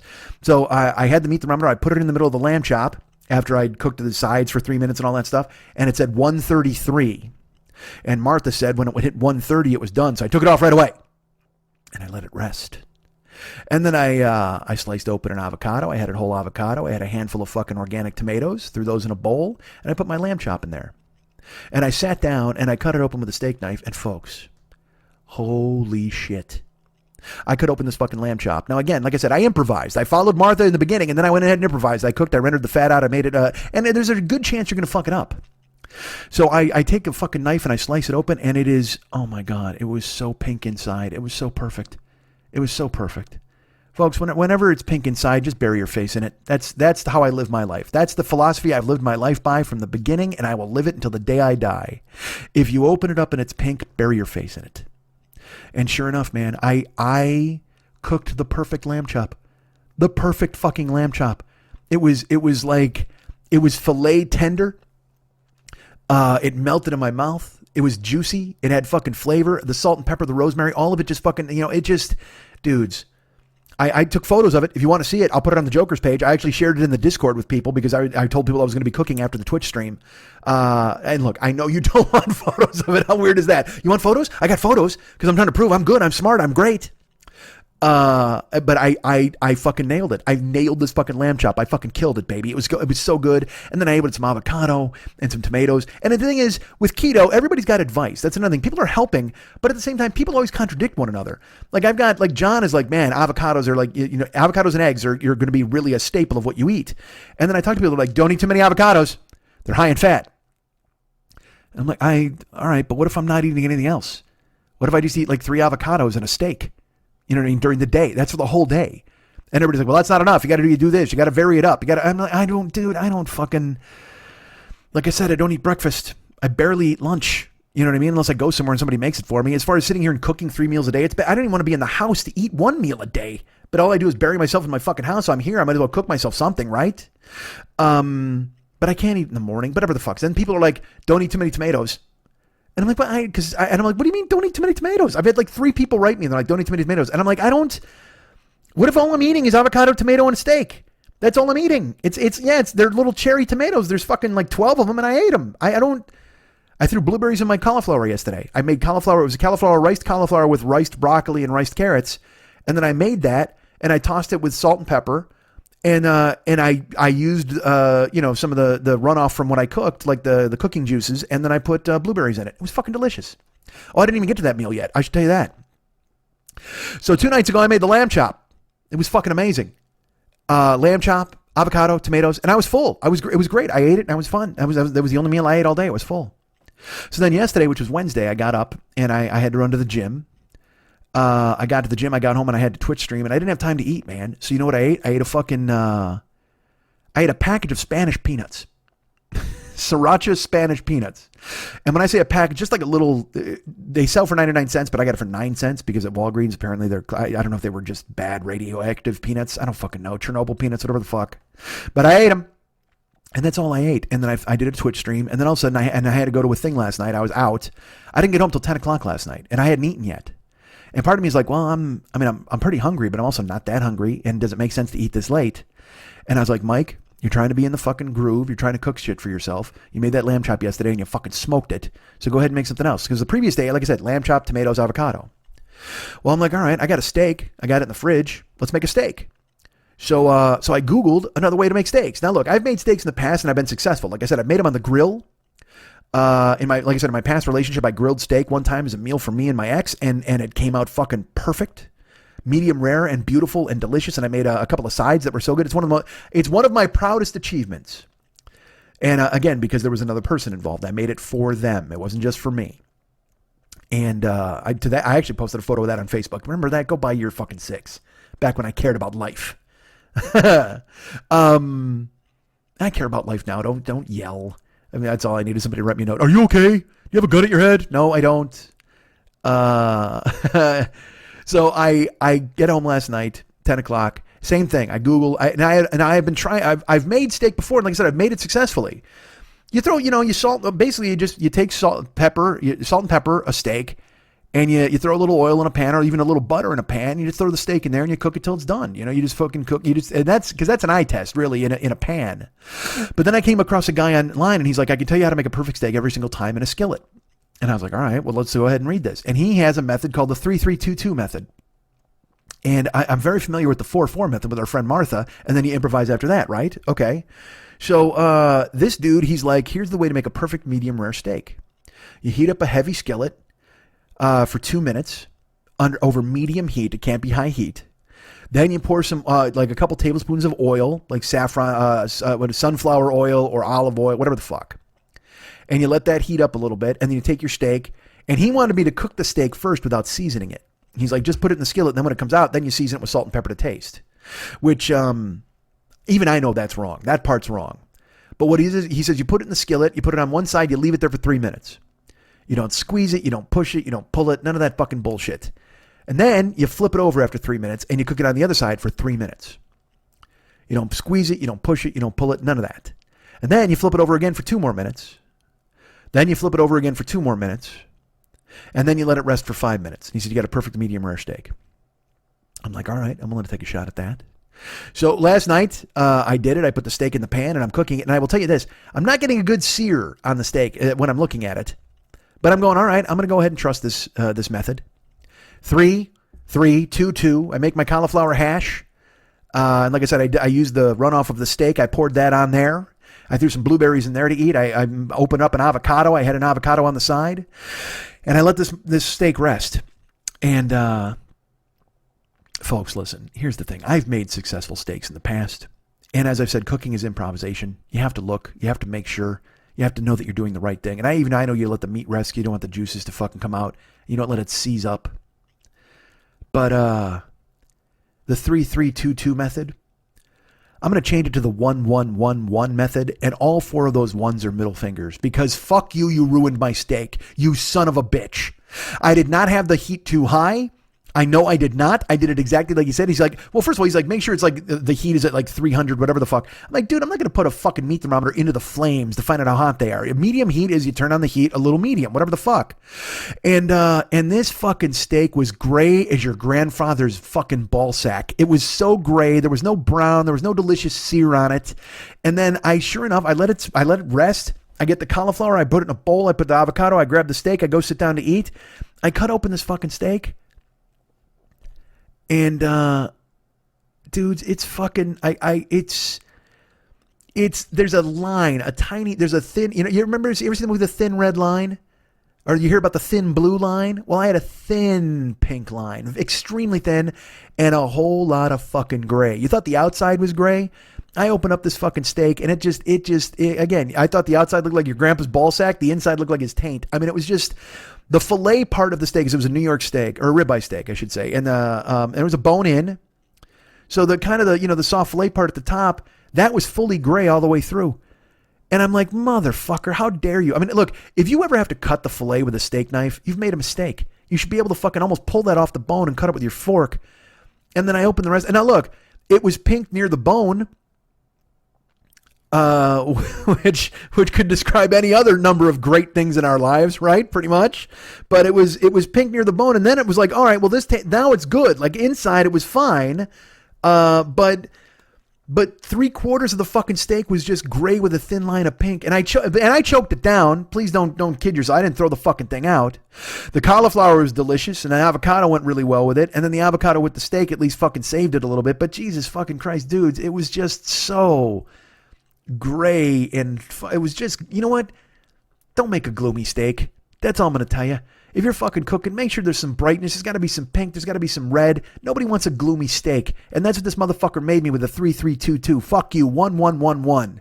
But I tried. I took a shot at it. I did the best I could. I made a fucking steak as gray as your grandpa's ball sack, and I still choked it the fuck down because I'm trying. I'm trying to be a grown-up. I'm trying to be a man. I'm trying to cook for myself. I'm worried about the keto flu. I'm worried about fucking my enemy, my natural enemy, ketosis. But at least I'm making the effort. And that's all you can do, right?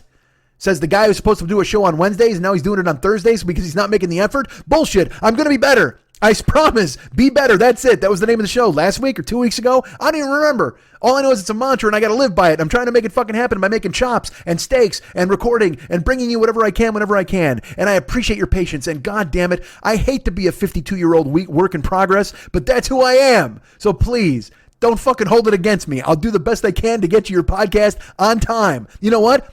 Maybe I'll do 3-3-2-2. Maybe I'll just do 3 minutes, 3 minutes, 2 minutes, 2 minutes. From now on, you'll get a fucking 10-minute, was that 6, 10, 8? I can't even do math. I'm too old. I learned all my math in Texas textbooks. What the fuck do you want from me? You guys can get me at Mike and MikeSchmidtComedy.com. You guys can be my friends at Facebook.com/the40year-old-boy. You can be follow me at Twitter.com/the40year-old-boy. I'm on Instagram and Snapchat too. Did you know that? Well, it's true. Mike40YOB. That's my name on Instagram. That's my name on Snapchat. Adding new people all the time because they're fucking awesome and great. And I need to go ahead and share more photos on Instagram because that's what I like to do. Reminding you that exists. Please be a fan and follow me at Instagram and Snapchat. Also, I'm at on the PS4 network at Mike40YOB. Find me on there and add me as your friend. We'll all be pals. That'll be fucking fantastic. Ryan Dirks does all the web stuff for this show. Yes, he does. Yes, he does. And again, I always say that I got to contact him, and then I don't, and then I still got to contact him. So I do got to contact him. Ryan is available at Facebook.com/Ryan Dirks. Go ahead and tell him you like him and be his friend and be his pal. If he's not out feeding the ostriches, he'll go ahead and answer your message. And of course, David Hernandez does all of the music and the artwork. Now let's talk about the artwork really quick. Last week, David did we're trying a new thing. David is doing artwork for the show, but he's going to listen to the show first and then do the artwork for it after the fact. And then that artwork will be my Facebook cover photo and will also be attached on the YouTube file of that week's podcast. So last week, he wound up doing artwork that was fucking amazing. And it is my, right now, if you go to my Facebook page, well, right now until he does the new one for this week. God damn it. But right now, it's my cover photo. And it's got a quote from last week's show. Fucking amazing artwork. It's really cool. And if you want, hold on, my throat just made a noise. I apologize. Do I have to? I don't want to fucking erase it. Enjoy that throat noise. Take it. But also, if you go to YouTube and you check out episode Spores, year 11. And this show's going to count, by the way. This is episode 43. I know it's late, but it's still going to fucking count. God damn it. It was the year of podcasts that don't count, but this one counts.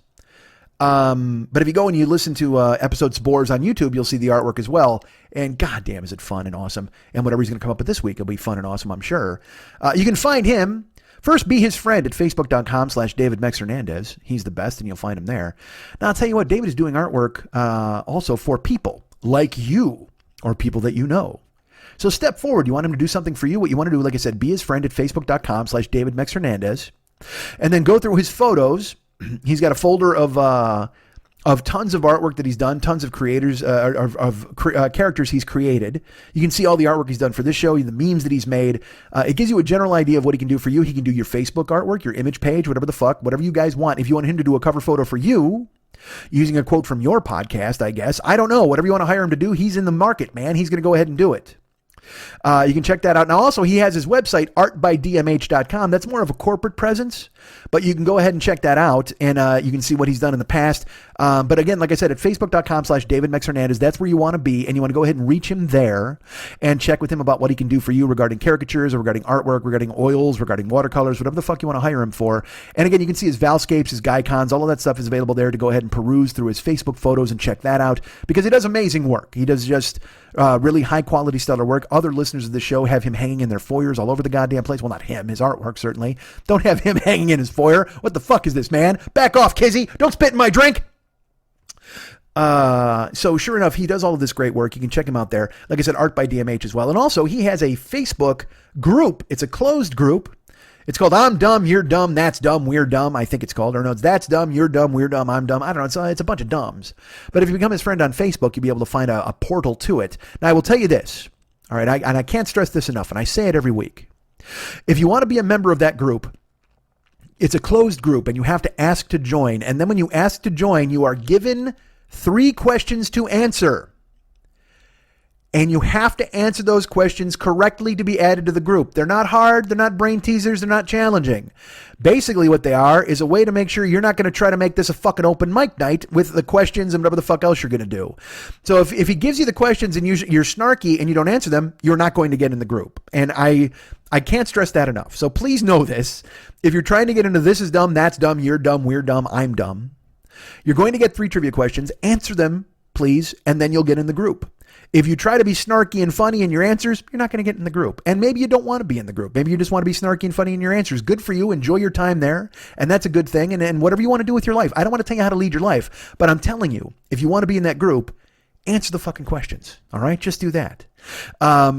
And you can find out about this group, This is Dumb, That's Dumb, You're Dumb, I'm Dumb, through Mex's Facebook page. You can be his friend at facebook.com/David Mex Hernandez. And again, like I said, he's got his website, whether that's corporate stuff or not, it's still impressive. You still get to look at all of his artwork. And I like the cadence of using it as the out here a lot better than saying the Facebook address. So I'm going to say it again here. Go visit him at artbydmh.com. That is ARTBYDMH.com.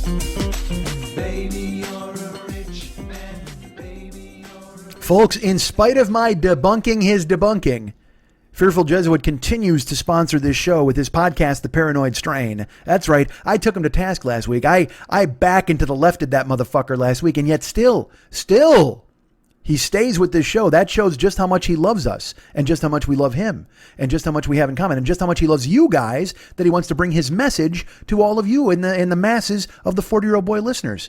So please, folks, the Paranoid Strain podcast sponsors this show. They're available right now in the iTunes store. Go ahead and download that. First of all, subscribe and get all of the episodes, the chapters, whatever you want to call them, and listen because they're all brilliant. But this latest one is this is his Opus D. That's wrong, right? Isn't that a Jesus thing? I think it is. But this is his magnum opus. Let's put it that way. That's right. You've got to put a giant condom over this fucking head of yours when you listen to this episode. You need a magnum condom on your ears to listen to this episode because it's going to satisfy you in ways heretofore unknown to you in the past. Folks, it is the JFK conspiracy debunking assassination episode. It's got everything, buddy. It's got you learning about the doorstop of truth. It's got you learning about Oswald traveling from Finland and Russia back to the U.S., back to Mexico. It's got actual audio of Oswald, as I've mentioned before. It tells you about how JFK's brain is missing. Did you know this? JFK's brain is missing. Did you know this? That Fearful has a theory, and I don't want to say it's a theory. Let's put it this way. He steps up and he says, look, he couches it in nice language, certainly, where he's like, JFK's brain is missing. He thinks that RFK took it because he wanted to spare the family from having it prodded and poked and put on display in the Smithsonian. Now, he says it in a gentle way, like, oh yeah, RFK had every right to take the president's brain. And I say to you, what a ghoulish accusation, sir. You say that the brother of the man who was assassinated came in and stole his brain, not unlike a modern day Boston accented Igor as he wanders into wherever the fuck they kept the brain in a brain pan, the presidential brain pan. How dare you, Fearful? You cast aspersions on the whole Kennedy family. Here's what I really hope, actually, now that I'm thinking about it. I hope Fearful Jesuit does more Kennedy stuff, including, isn't it RFK's son now who's an anti-vaxxer? Isn't that motherfucker still around? What the fuck, man? Go ahead and figure out what the fuck is wrong with that guy. Make your whole next episode on that. On anti-vaxxers, just bring it back and fucking just take it apart, please, please. Although I know what his next few episodes are about, but I don't want to tell you. If you want to know, you're going to have to subscribe to the show, The Paranoid Strain, in the iTunes store right now. Go ahead and check it out. Download episodes. Amazing stuff. You'll hear, if you want to hear 18 different fucking music drops about Kennedy, go ahead and get this week's episode, this month's episode, this new episode. Would you like to write Fearful Jesuit? Tell him something? You can contact him. theparanoidstrain@gmail.com. theparanoidstrain@gmail.com. Write him. Tell him you love the show. Tell him you heard it through us so he knows we're hitters and that it's effective to sponsor this show. It's always great, and I appreciate you guys doing that and letting him know what's what. Also, you can leave a review in the iTunes store. Go ahead and do that, telling them what a great show it is and telling them you heard it via the 40-Year-Old Boy podcast. And I got to I'll share this with you. I tell people to do that in the iTunes store, and someone wrote me and they're like, hey man, I'm going to go ahead and do it. And I'm like, and so I went, I'll go check sometimes to see if somebody left a review for Fearful to mention us. And then I was like, hey, you know what? I forgot people can review our show in the iTunes store, which I got to tell you, that's a good thing to forget because, I went to check, and this is 2 weeks ago. Somebody wrote something, and literally I read this review, and this person wrote, all of the help Mike has gotten from his fans has either gone to his head or it's been too much because he'll lazily put up an old show and not commit to doing it. He's more likely to put up an old show than do a new show these days. And then what else did he say? He's more lazy to put up an old show rather than a new show these days. But here's my favorite part. This is the end of the review. Okay, first of all the help I get from my fans has gone has I don't know, made me soft, whatever the fuck the implication was. But then he said, if 40-year-old Mike could hear what 40-year-old Mike was putting out, he would punch him in the face. I got news for you. 40-year-old Mike would have punched a lot of fucking people in the face, all right? There's no doubt about that. 50-year-old Mike is less likely to punch people in the face, but I'll tell you what, you've got that fucking backwards, anonymous internet dude. 50-year-old Mike knowing what 40-year-old Mike was about to do or what he had done, I think the odds are so much better that 50-year-old Mike would punch 40-year-old Mike in the fucking face. Now, would 50-year-old Mike get the shit kicked out of him by 40-year-old Mike? Probably. But I got to be honest, knowing what I know now, knowing what's transpired, I think 50-year-old Mike is more than likely to take a fucking elbow right to the goddamn skull and cranium of 40-year-old Mike. And then that's one ass whooping I got to take after that because 40-year-old Mike could take a shot. 50-year-old Mike, I don't know so much. And luckily, I don't want to know and I don't want to find out. But 40-year-old Mike, he didn't mind a scrap. and he probably would tear apart 50-year-old Mike. You're not wrong, but for all the wrong reasons that you're saying. But if you guys want to leave it, you know what? Go to a fearful Jesuit that 40-year-old fearful Jesuit would have punched 41-year-old fearful Jesuit in the face. Because I don't even know how old the gentleman is, but what the fuck? Why not? But that's out there. You can leave an iTunes review for the show. Please do that. Go ahead and make it everything you wanted to make it and tell him that he's doing a good job, because we need him to know that sponsoring the show is a smart move. And download the show and listen to it, because it's a great show. It's phenomenal. It's entertaining. There's information. You'll learn things you maybe didn't know, and you'll hear things put in a context you didn't expect. So please go ahead and download the Paranoid Strain podcast in the iTunes store. Subscribe there, please. Leave a review there. Send him a note, theparanoidstrain@gmail.com, and tell Fearful Jesuit that you love the fact that he's involved with the 40-Year-Old Boy Show, and maybe he will continue to be involved with the 40-Year-Old Boy Show. I appreciate that very much. Did you know that Cameo exists? It does. I don't think you're ever going to use it, but what the fuck? It's out there. It's a dude, so many fucking famous people are doing this now. I'm getting lost in the wash, and that's fine. Look, no strangers were ever going to book me. Nobody's going to look me up and go, "That's the guy I got to have." This nobody. But it's mainly for my fan base, and also, like I said, I cut my own balls off with schmittycallme@gmail.com. That's fine. I didn't need $15, but if you want to hire me through Cameo, you can. Download the app to your website, or your phone, I should say, and also they have a website called bookcameo.com, I think. But it's more of an app thing. Download it to your phone and then hire me to fucking say happy graduation to your young son or daughter, or say, yes, that does look like a delicious lamb chop to you when you fucking cook something. Whatever you want, I'll say it. $15. I'm your monkey. I'm your Huckleberry. Fucking sign me the fuck up. I'm a lunger. As you heard earlier in the shows, I'm sniffling like a motherfucker. So go ahead and sign me up, and please get me involved in your goddamn activities with Cameo, so I can live in your phone and tell you great things about yourself over the course of 2 to 7 to 10 minutes. I don't fucking, it depends on how long. Look, that's another thing. It's just like a mini podcast. I just open up the floodgates and I start fucking talking. Some people got 2 minutes, some people got 10. Who fucking knows? It all depends on what kind of information you give me. And it all depends on what kind of afternoon I'm having. I'll drop a whole fucking pile of knowledge on you. I'll bitch, I'll whine, I'll moan. Who knows? Hey, you know what? Do me a favor. Sign me through Cameo, and do me specifically book 40-year-old Mike, and you can watch him punch 50-year-old Mike in the face. That'll be fantastic.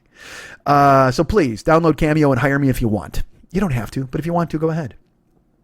Who wants to drive for Uber and Lyft? You? Before it all comes crashing down into a pile of legislation? Well, yes, you do, of course. Why not make a couple of bucks before the government comes and takes it over? If you want to drive for Lyft, you can use my code, Mike720057. That's Mike720057, and that is all caps. MIKE 720057. Please use that code if you want to become a driver. I get a spiff, I get a bonus. And also, if you're a first-time rider, if you've never used Lyft in your life, but you want to go ahead and use it now, go ahead and sign up for Lyft, and when you do your first ride, use the code Mike720057. I would appreciate that very much. Again, I get a little spiff for all of that kind of stuff. Same thing with Uber. You can use my code DJZW1YTTUE. That's DJZW1YTTUE, and that's all lowercase.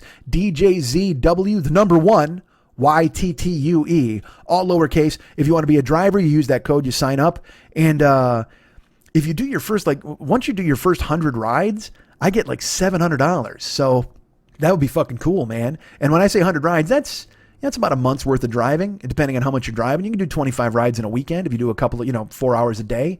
I don't want to tell you how to spend your fucking time just to make me money, but I do, but I don't. So use my code at Uber, use my code at Lyft. Go ahead and drive out there, take people around. Like I said, if you're a first-time rider with Uber as well, use my code and I get a spiff. It works out great for me and possibly even for you, because you're helping out the show and it makes me very happy. Thank you for thinking of me. Go to MikeSchmidtComedy.com, go to the merchandise page, which you know is the Joe Business page. And there's an Amazon link there. Go ahead and use our Amazon link. Click through and use that, please, for all of your shopping needs. We're all shopping at Amazon, right? We're all buying stuff every goddamn day. I see those guys out there because I'll tell you what, I actually looked into driving for them, but they don't need drivers in Los Angeles, probably because every other fucking driver in the world is doing it here in Los Angeles. But I mean, and also look, do I really want to be driving for Amazon? Yeah, I don't mind. Like I said, I'd rather transport packages than humans. That's fine. If the money's equal, because nobody tips anyway. But I looked and it's funny. They need drivers in like Sheboygan. You know what I mean? They don't need any in the major hubs, like in these major media centers, because they got more than enough people fucking doing the driving for them. However, all these little towns at the Amazon site, they're like, if you want to drive in Schenectady, give us a call, or whatever the fuck. So But it's out there. It exists. But the bottom line is let's keep those people busy by using the Amazon link for our show. Go to the merchandise page at MikeSchmidtComedy.com, click on the Amazon link, and then you're shopping. Then you're using the Mike Schmidt code. You don't even know it. It costs you nothing. It costs you 10 seconds of your time to go to my website, go to the merchandise page, click on the Amazon link. You're done. Now do all your shopping, and I get just a little spiff. I get a little credit for that, and it keeps this show afloat. And I thank you very much for thinking of me in that way. Also, well, I'll just segue these two together. Are you an Amazon Prime customer? Perhaps you are. Did you know that I'm on Twitch? I am. Twitch.tv/the40year-old-boy. 6 days a week, I'm streaming myself playing video games live on there. Sometimes we just do a talking chat where it's like a podcast. Still trying to do the best way I can to buffer my time, or budget my time, I guess is the way to put it. Because one of the reasons this show has been late the past few weeks is because I'm talking a lot in the live streams. And then when it comes time to actually do the podcast and talk, I'm a little burnt sometimes. And so I kind of exhale, and then all of a sudden it's late Wednesday night and I'm like, fuck. But we're working on it and fixing it. But the other day, literally I talked for 90 minutes in the stream before I even played a game. So I'm basically doing daily podcasts over at Twitch. And then in addition, I'm playing like Vikings and Robots, or right now I'm playing fucking Midwest Androids. It's fucking fun. It's totally fun. So go ahead and check me out at twitch.tv/the40year-old-boy. Come and watch a stream and have fun. In the beginning, we do, it used to be yogurt and bullshit. That's what we used to call the talk beforehand. But I can't eat yogurt anymore, according to my trainer, as you know, carbs and sugar. So I'll have tuna, whatever. I try to eat a snack. I'll usually have like a handful of macadamia nuts. But that's really too long. Handful of macadamia nuts and bullshit. Nobody wants to think about that. Regardless, I wind up talking a little bit before every stream, sometimes a half hour. Sometimes it gets ludicrous and I talk for 90 minutes like I did the other day. And it's usually about people talking about soup. So come and join us. Join us with a CH. Come and join us at twitch.tv/the40year-old-boy. I'm there 6 days a week. And you can actually go now and check out the channel and see there's clips of streams that people thought were funny. And then there's full-on streams that you can just rewatch. Like you can't participate, but you can watch me for 4 hours playing Midwest Androids or whatever the fuck. It's totally fun. It's totally exciting. And we want to see you there in the chat stream having fun. And the reason I'm bringing this up now is if you're an Amazon Prime customer, you can subscribe to me at Twitch with a Twitch Prime subscription. Now, that's only good for 1 month, and you have to renew it every single month, but it costs you nothing, and it gets me $5. Every Amazon Prime person who subscribed to me via Twitch Prime, I get $5 that month, which is pretty cool. I've got a bunch of people doing it, and a bunch seems high, but enough people are doing it that makes me very happy. So it costs you nothing. Like I said, you literally just got to find a button and click Twitch Prime subscription. I've got people who've done it for like 6 months now, 7 months, and that's really fun, and I appreciate that very much. Thank you. So if you're out there and you're an Amazon Prime person, you want to check me out on twitch.tv/the40year-old-boy, and then subscribe via Twitch Prime. It's really going to help me out, help the show out, help the Twitch channel out, because it helps Twitch know that I'm a hitter. It helps Amazon know that I'm a hitter, and it helps all of my bill people know that I'll pay the bills. So please, if you can do that, that would be great. Go ahead and help us pay the bills by becoming a Twitch Prime subscriber via Amazon Prime. And also remember to use the Amazon link right there at MikeSchmidtComedy.com, and it really helps out the show, and I thank you for thinking of us. If you want to help out the show every month, you can be a Patreon patron. I have a Patreon page, patreon.com/the40year-old-boy, I believe it is. Just Google Patreon 40-year-old-boy or Patreon Mike Schmidt. You'll find me. You'll see my big lurking head, and you'll see little Schmitty there as well. And you can become a Patreon patron for as little as $1 a month, or all the way up to, I think I did $1,000 a month, which nobody did. What a shock. But I did it as a goof, and you know that. But still, become a Patreon patron. It helps this show, along with Twitch, along with Amazon, along with everything else. We're doing our best to stay afloat, and I'd really love to come out and start doing some live stuff, and it's all about budgeting and getting more money and getting people to subscribe. And you know this, and this is the part I hate, but I'm told I'm supposed to be better at it. So that's why I'm kind of nakedly telling you right now, if you go ahead and do a Twitch Prime, or even if you can just subscribe without Amazon Prime, you can subscribe at Twitch, tier 1, tier 2, tier 3. You'll get all sorts of horn boy emojis that Mex created. And if you want to go ahead and, like I said, use the Patreon page, go ahead and do that. It's all great, and it's all fantastic, and I appreciate you very much. Everybody who gives me a dime or $1, anybody who listens and has ever laughed at anything I've said, you've brought me to this point. And I've talked to people in the past, and they're like, "Oh yeah, I got a podcast. I'm thinking of starting one, and I don't know about what it's going to cost." And and I'm like, "Well, what it costs is time, and it costs you have to be emotionally invested, and you have to care." And I know by putting the show out late on a Thursday, it doesn't look like I care, but please know that I do, because I put it out every goddamn week anyway. Hi. Now, a 40-year-old Mike was here, he'd punch me in the face for saying that. But I'm telling you right now, yeah, I'm not going to let that fucking go. But the point is, I appreciate all of you and anybody who gives me a dime and keeps this show afloat and supports financially. I mean, listening and downloading and all that is fucking cool. But if you support financially, if everybody, because I know, I see the numbers, and if everybody out there gave me $1 a month or $5 a month, it would be fantastic. I could go out, I could do live stuff. It would be really great. And I don't mean to be, let's put it this way. This is the part I hate. I'm making myself do it more in depth today because I probably won't do it for the next 3 weeks, but it's something I have to share with you. It keeps the show afloat. It keeps me afloat if you go ahead and give money. I hate to make art and commerce intersect, but right in the middle of that Venn diagram is my fucking cell phone bill. So please, if you think about it, become a Patreon patron, or use the Amazon link via MikeSchmidtComedy.com, or become a Twitch Prime subscriber or a regular subscriber at Twitch. It helps us. It keeps us afloat, and I appreciate it. We've got the YouTube channel as well, the YouTube channel, which is youtube.com/the40yearoldboy, I believe. And so go ahead and we don't have a lot of new stuff on there. Every week the new episode goes up. The most important thing is the new artwork that's on last week's episode Spores. And then this week's episode will have artwork as well. So always go to the YouTube channel. Subscribe too, because again, the more those numbers go up, the more YouTube thinks I'm somebody, and then advertising helps. And it's just... I know this is very aggressive and it's very nakedly capitalistic, and I don't mean to be that person, but at the same fucking time, I got to get back in the car, and so I'm going to try to cut down as much of the time in the car as I possibly can, and I want to get out and do live stuff, and hi, how are you? Everybody's fine. And I mentioned I'm at Snapchat. I told you that, right? I'm at Snapchat on your phone. You can download that, and the reason I bring it up is because a listener, I don't want to say their name, she's been with me forever. She's been a listener from the jump, and I appreciate her so much. And she's been my friend now on Snapchat, and she just recently had a baby boy, and so she sent me the photo via Snapchat. And I know you're thinking, well, that's awesome that somebody would share a baby photo, and it is. It's fucking amazing, and the boy is beautiful. He's just a beautiful child. But here's the best part, folks.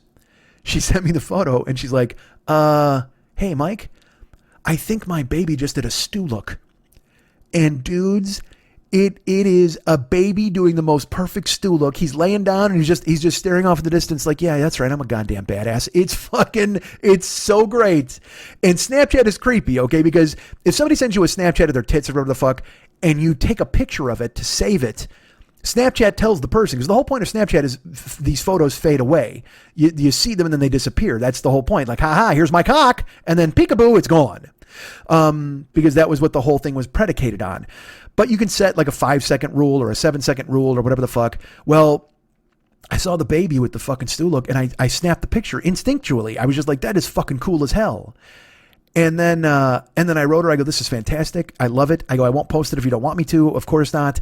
I just want to make sure that you know I didn't, because I snapped it. And I felt weird then. And I'm like, I snapped it. I saved it. I won't post it if you don't want me to. I just want to make sure you know why I saved it, because I just thought it was really cool. And then she wrote me back, and she's like, yeah, please don't post it, because, we're not sharing a lot of photos of him, but you had to see this. It was a stew look, and it was amazing. And so I wrote her, I'm like, of course, I know I wasn't going to post it. I just want you to know that I didn't snap it to be creepy. Like I wasn't like, baby, look at me taking a photo of a baby, because that's just fucking creepy as hell, right? That's just fucking weird. But I'm telling you, he's just laying there, and he's doing the most perfect stew look, and he's a gorgeous baby.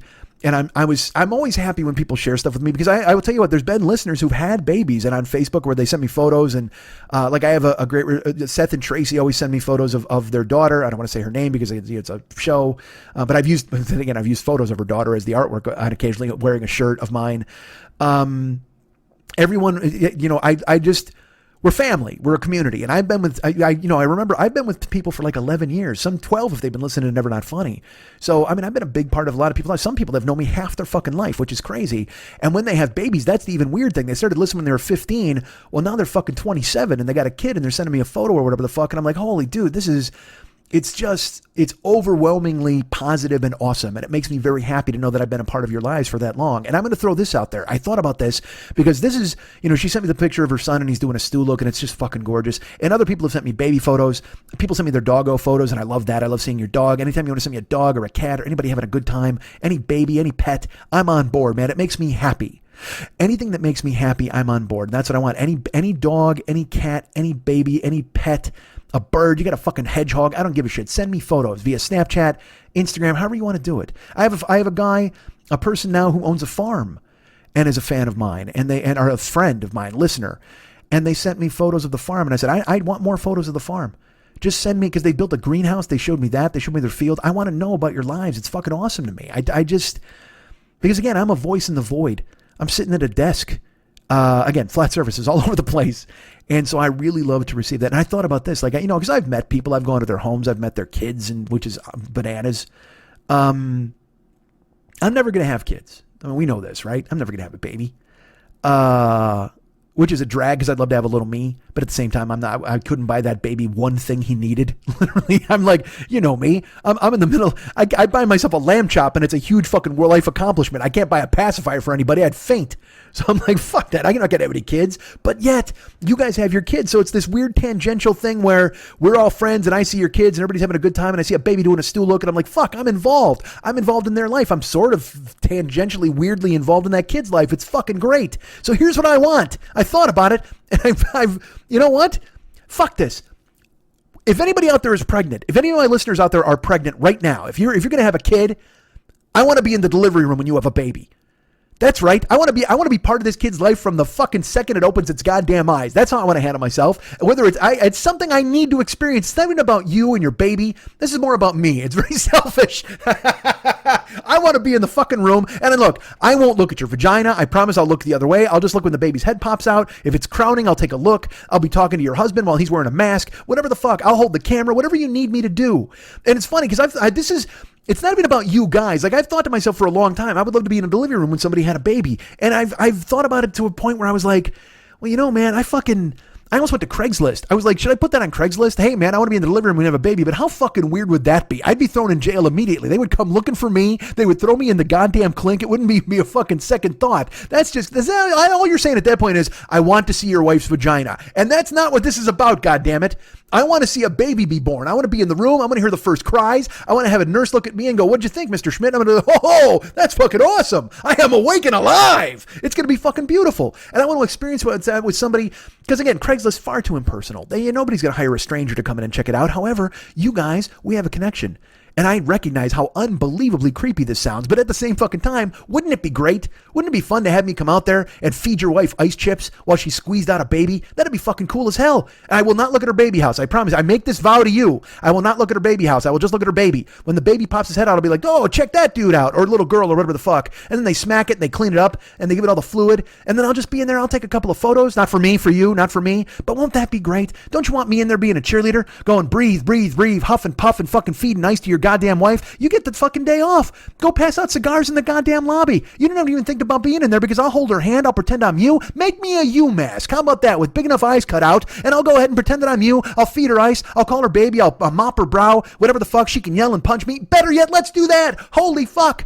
Whether it's Lamaze or where you have a weird gypsy deliver it in a water tub or whatever the fuck, I can be the designated punch guy. Like, your wife will be yelling, and normally, I guess from what I've heard, like, I don't know anything about this. I know that women sometimes, I guess, if it's painful, if they don't have any fucking medication or they don't get an epidural or whatever the fuck, and they're mad and they're holding on to their husband and they're punching him. I've heard all those bits, and I'm sure it's hack at this point that women get mad in the middle of a birth. But at the same time, I could be there. I could be the designated mad guy. You're there loving your wife. You're feeding her ice. You're holding her hand. You're sweet talking her, and she's just punching me with her other hand like, you motherfucker, this is your fucking fault. I'm willing to take the fall for you, man. Look me up. I'm willing to be the designated punch guy. I'm a heavy bag. I'll be a goddamn delivery room heavy bag, and you can hold your wife and make it fucking perfect for her as you stare in her fucking face while she's sweating, and I'm getting...